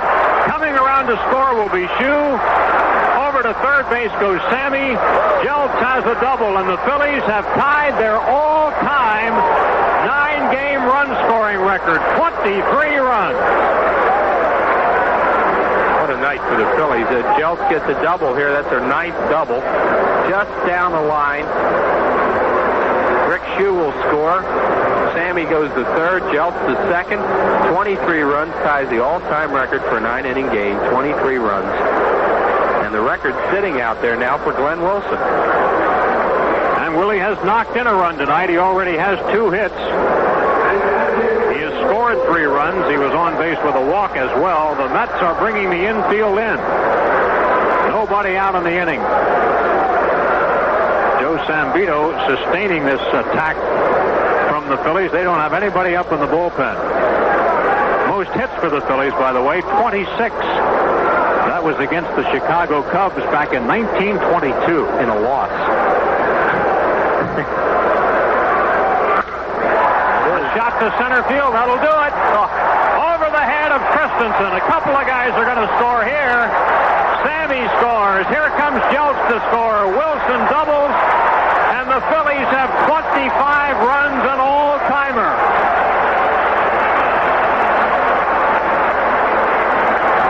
Yeah, this is an all-timer, all right. And does he stall this ball? No doubt about this, baby. Way over Christensen's head. One hops off the wall. 10 doubles, which is a new club record. What a night, Andy. There's a scoreboard that's back in operation. And this is the 3rd consecutive game in which Wilson has knocked in 3 runs. See a lot to sum this baby up tonight. These writers are calling their editors asking for extra space right now. Dave Rucker has already doubled and scored a run.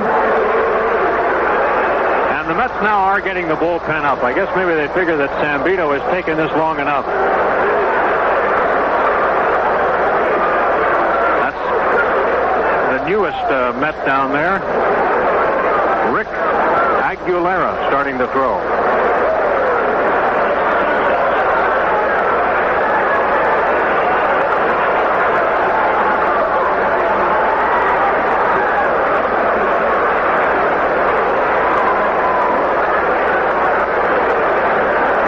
At Ron Darling, who will be the pitcher tomorrow night, and that's Dr. K beside him.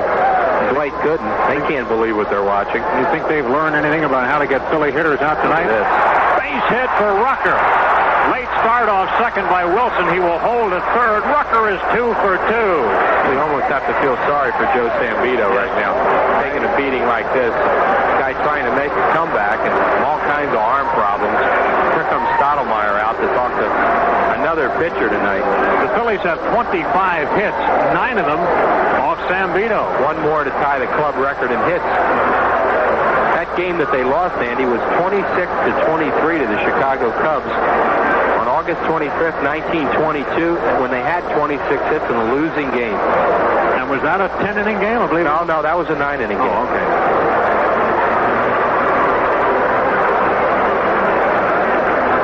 This game where they scored 23 runs in 1900 was in 8 innings. Obviously a home game.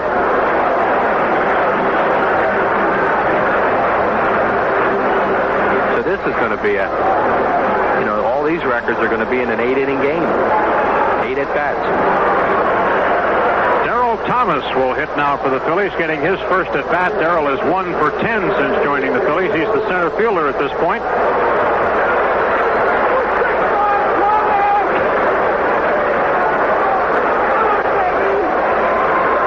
What a night. I mean, the Phillies have struggled so much this year, you would have thought that 3 or 4 runs would look gigantic. Of all the years to throw this game at a team, you wouldn't have thought it would be this year. But it's a lot of pent-up frustration tonight.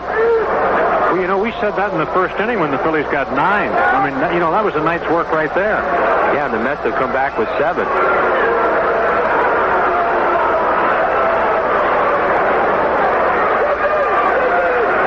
Nothing and 2 on Thomas.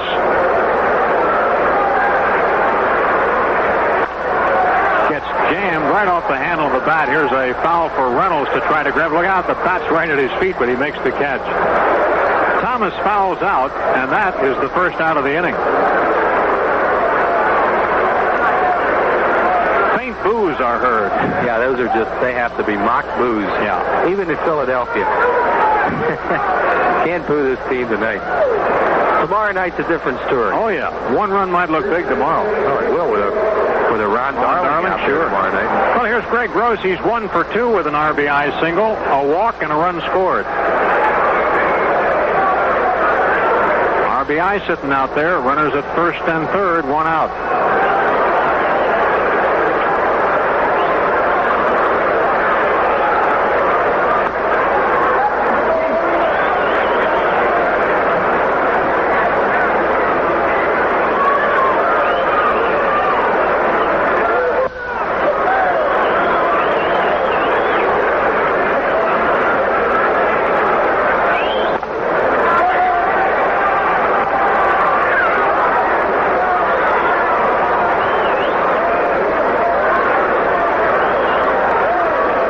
And no strikes on Gross.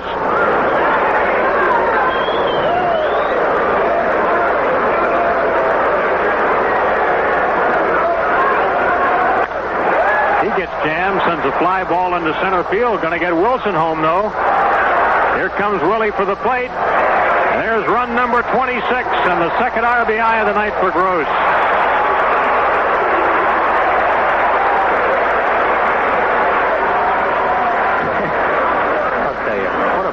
How about this box score tomorrow? This one will be all over the country tomorrow. People just look at this box score in amazement. Well, I would rather see the box score than my scorecard distributed. I tell you, it's a mess. It is a mess. Wackenfuss 0 for 1 with a walk. 26-7, the Phillies lead.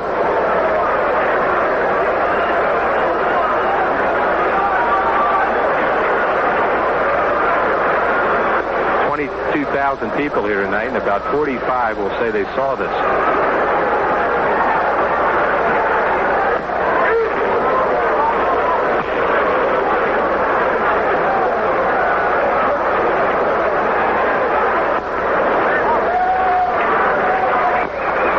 This has been a really bad night for Zambito. The only pitcher who escaped tonight was Doug Sisk. He worked 2 1/3 innings, gave up 2 hits, but the Phillies did not score on him. Wackenfuss draws a walk. That is the 5th walk issued by Zambito, and the Phillies have batted around again. 4th time in the ball game they've batted around. I mean, you go a month without batting around. They did it 4 times in one ball game, and Davy Johnson says, wait a minute. What a long night for Davy Johnson and the Mets.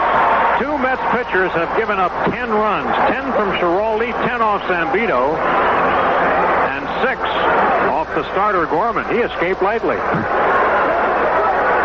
The man of the night, Von Hayes. Oh, nice stop by Heap over to Zambito. That was a close play at first. Another big inning for the Phillies. They've gotten 4 runs here in the 7th inning. There were 4 hits, 1 error, and we had, 2 men left on base?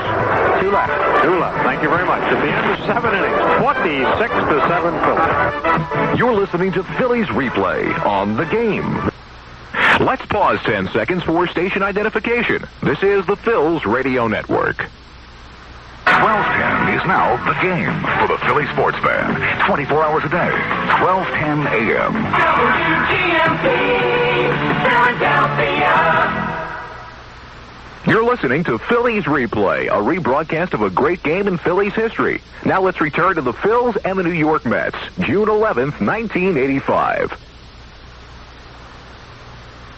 Clint Hurdle leads off the New York 8th inning. Hurdle 1 for 3 this evening, has played the entire game in right field. Rucker's done a nice job since coming in. Rucker took over in the 6th inning and has retired all 6 hitters he has faced.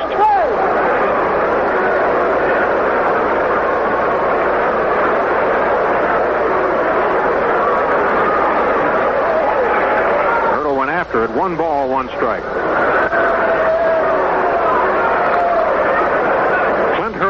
In his rookie year, when he was up with Kansas City, he was on the cover of Sports Illustrated. They thought he was going to be a phenom, and it never really happened, and now he's hanging on as an extra player. 2 balls and a strike.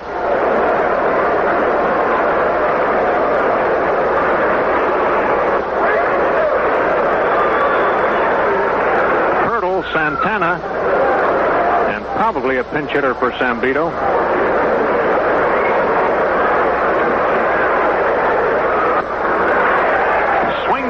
By Hurdle. That's the 2nd strikeout for Rucker, and he has retired 7 batters in a row. I know one thing, we're not going extra innings tonight. Santana has doubled, singled, and brought home a run on a sacrifice fly, so he's had a pretty good offensive night. Here's a bouncing ball, foul past third. Shoe after it, but it was foul. Ray Knight is in the on-deck circle to bat for Zambito.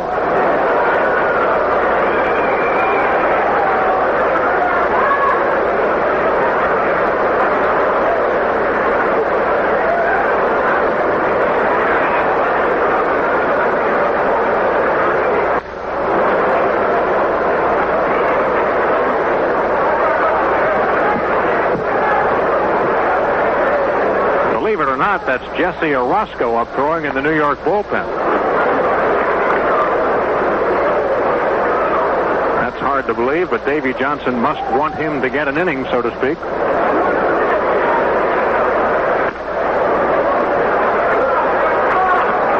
Santana reaches base again. That is the first New York batter to draw a walk tonight. Rucker had retired 7 straight hitters. Now he will deal with Ray Knight up there batting for Zambito. Knight's having a tough year. Hitting at 165 with 3 homers and 9 runs batted in. 0 for 6 as a pinch hitter. And now the Phillies are going to start to get some bullpen action. Larry Anderson gets up to throw.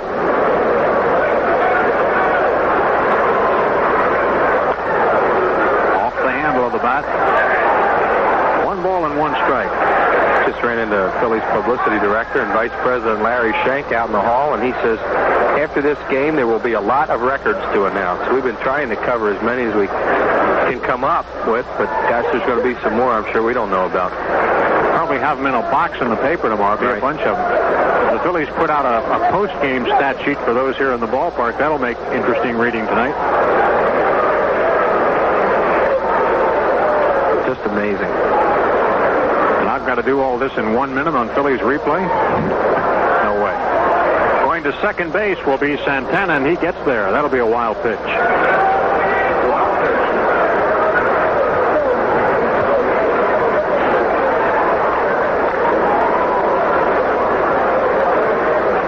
one thing this game has not had, a pass ball. Had about everything else tonight.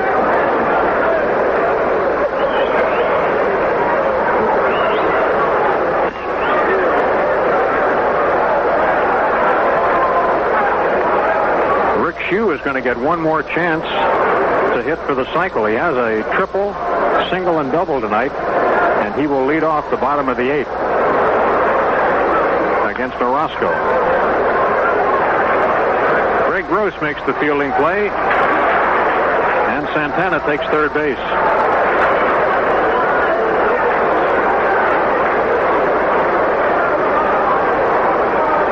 Wally Backman comes up. He has had 3 hits this evening, including a pair of RBI singles. Backman has had a good year against the Phillies. He is batting about .500 against Phillies pitching this year.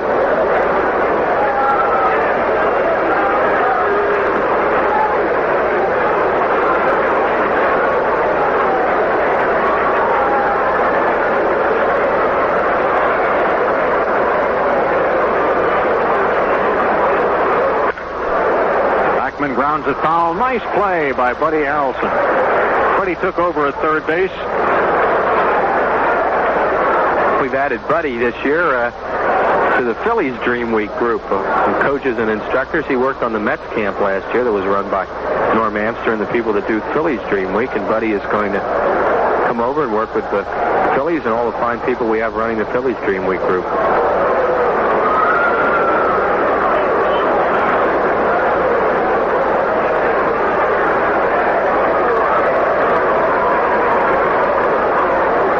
It's a good thing the rain held up tonight. You wouldn't want to see something like this get washed out. This has been an all-timer. Well, you never believe weathermen. Imagine you just show up this play, an ordinary ball game, and you saw the Phillies score more runs than they ever have.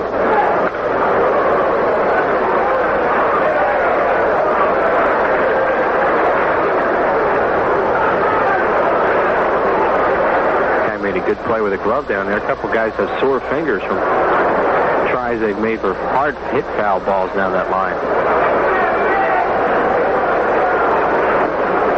Oh, Fleming almost came up. He was ready, wasn't he? You could see he was ready. It's 2 balls and 2 strikes.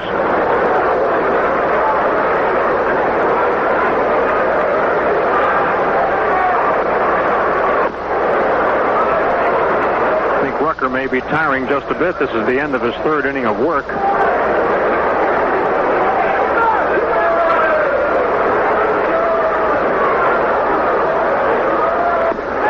Oh, that's ball 4. Backman draws a walk. And Howard Johnson will hit. This game got, I won't say it got close, but it got to, 16 to 7. Right, they came within 9. It was 16-0, and the Mets got 7 unanswered runs, and then the Phillies started scoring again. 10 more after that. And the Mets really battled back from 16-0. To the point where you thought, well, as long as they can win this game, they might make it interesting, and then the Phillies went on another scoring spurt. Just had to catch their breaths for a while.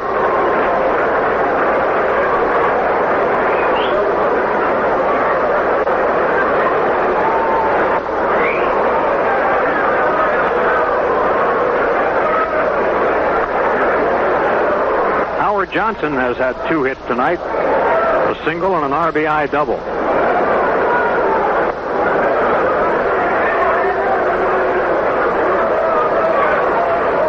Got those from the left side. Batting from the right side, he popped up foul. And he's won at bat against Rucker.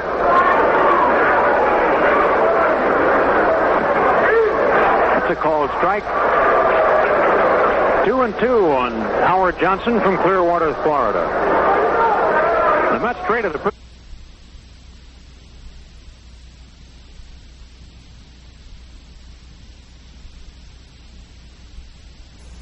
ground ball to Shue, makes the play to second, and gets it over there in time for the final out. So the Mets are out in the 8th inning.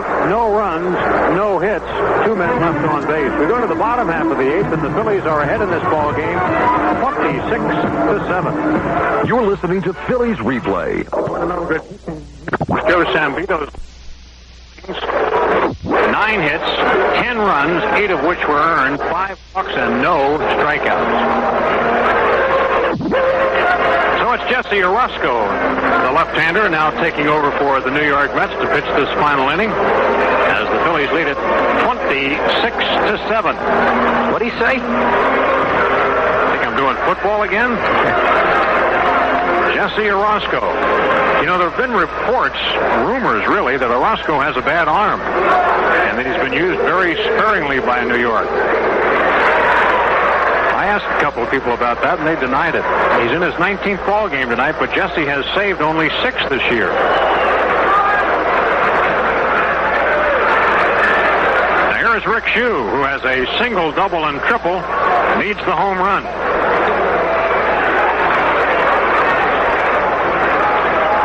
Shue, Somwell, and Jeltz to bat for the Phillies in the 8th.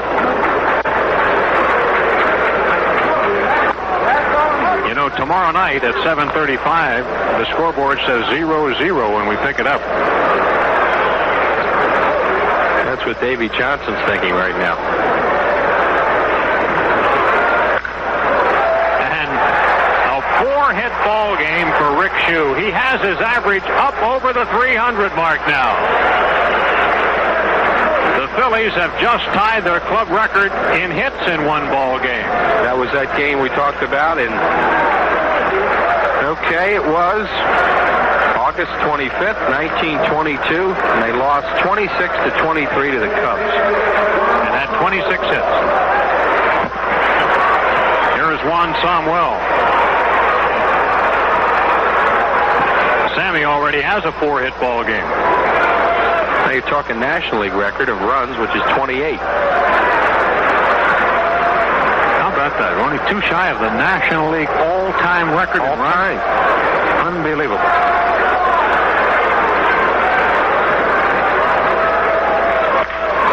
High bouncer over the middle, and it goes on through for a hit. That was either going to be a base hit or a double play, one or the other, and a 5-hit game for Juan Somwell.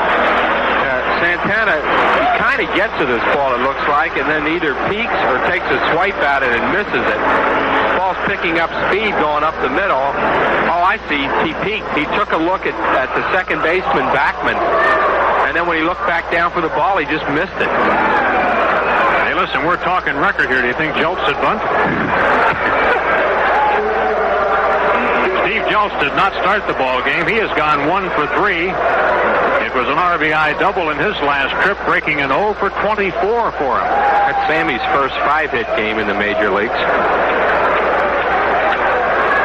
Boy, there will be a lot of notes tonight.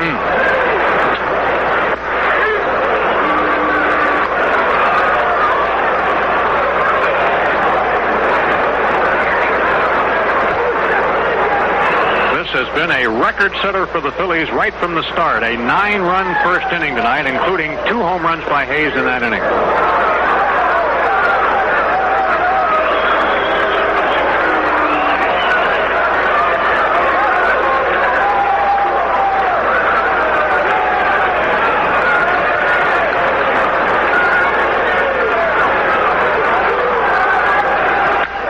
Guys, tonight was 7 at-bats and they've been in, this is in the 8th inning. Isn't that something? Bobbled there by Irish Mike Ryan.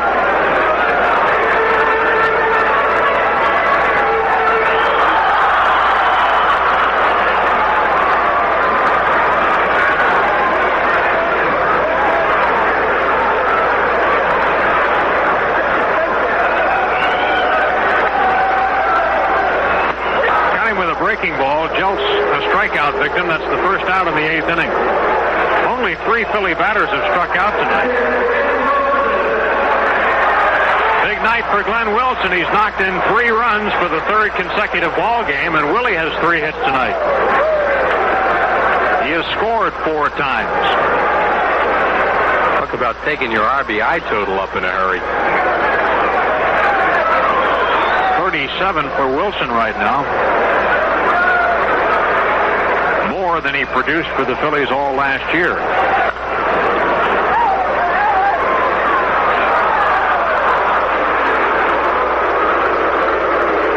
Bobble. And that is boo tonight. They want to boo somebody, so they're going to boo the fellow fans. And now Dave Bristol.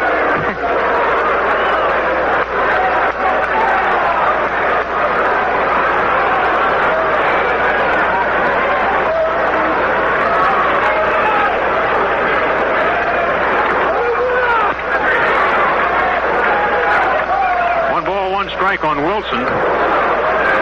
2 on and 1 out. And the on-deck hitter now is Tim Corcoran up there to bat for Rucker. Rucker's 2 for 2. Larry Anderson will be in to pitch the 9th inning for the Phillies.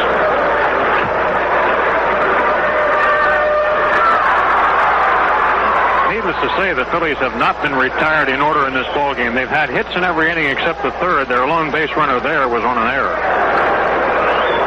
They have scored in every inning but the third, fourth, and so far this one.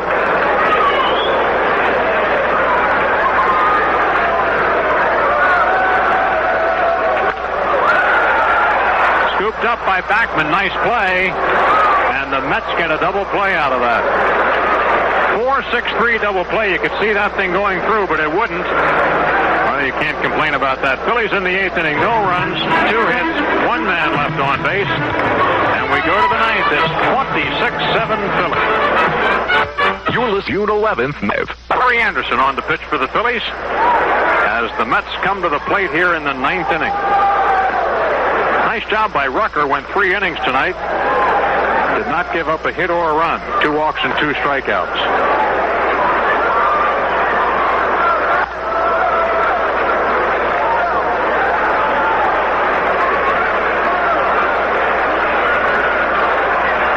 For the Mets, John Christensen, Ron Reynolds, and Danny Heap will be the hitters. Christensen did not start tonight. He relieved Keith Hernandez in that spot in the order. He has struck out both times he's been at the plate.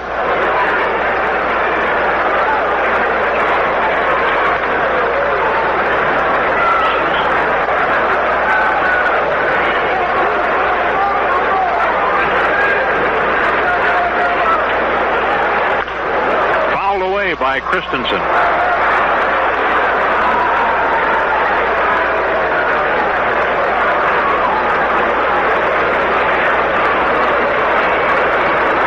Steve Carlton has got to be saying, how come the Phillies can't do, 1/3 of this when I'm out there?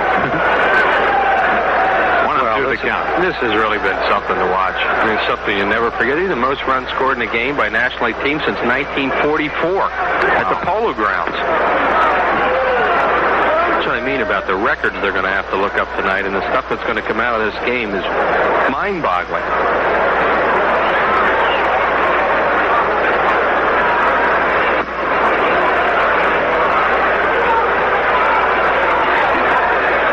Count here on John Christensen.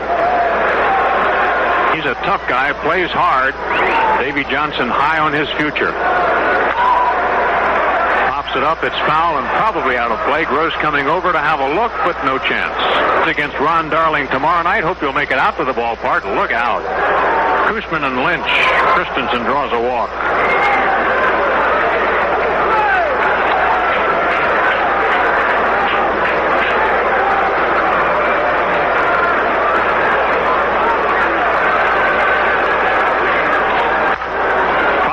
By Reynolds.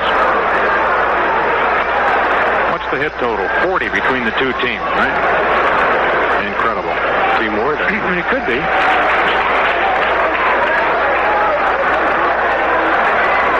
So Anderson gets a strikeout. That's the first out of the inning. Danny Heap will be the hitter.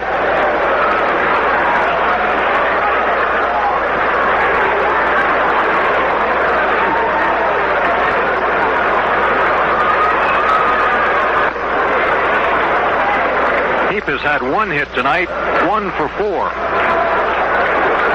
Mets concentrated their scoring in the middle innings, getting 3 in the 3rd, 2 in the 4th, 2 in the 5th.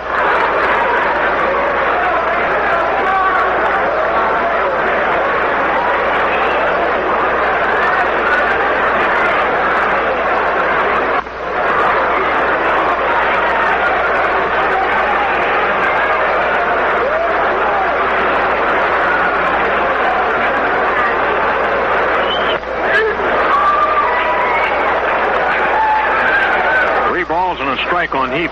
George Foster waiting on deck. Larry Anderson just wanting 3 outs. At this point, there's one, and this one is over. The Phillies ended with a flourish on a double play ball, and a record-setting game comes to a conclusion. Mets the ninth, no runs, no hits, and nobody left on base. The Phillies have scored more runs than any time in their history and win this one 26-7. We'll be back in a moment. Your list posted 26 runs on the scoreboard in 1985. They shrugged it off and went on to finish second, 3 games behind the St. Louis Cardinals. The Phils landed in 5th. The following season, the Mets went all the way, winning the National League East, the pennant, and the World Series. The Phils finished a distant second in the division. Thanks for joining us tonight on Phillies Replay. This is a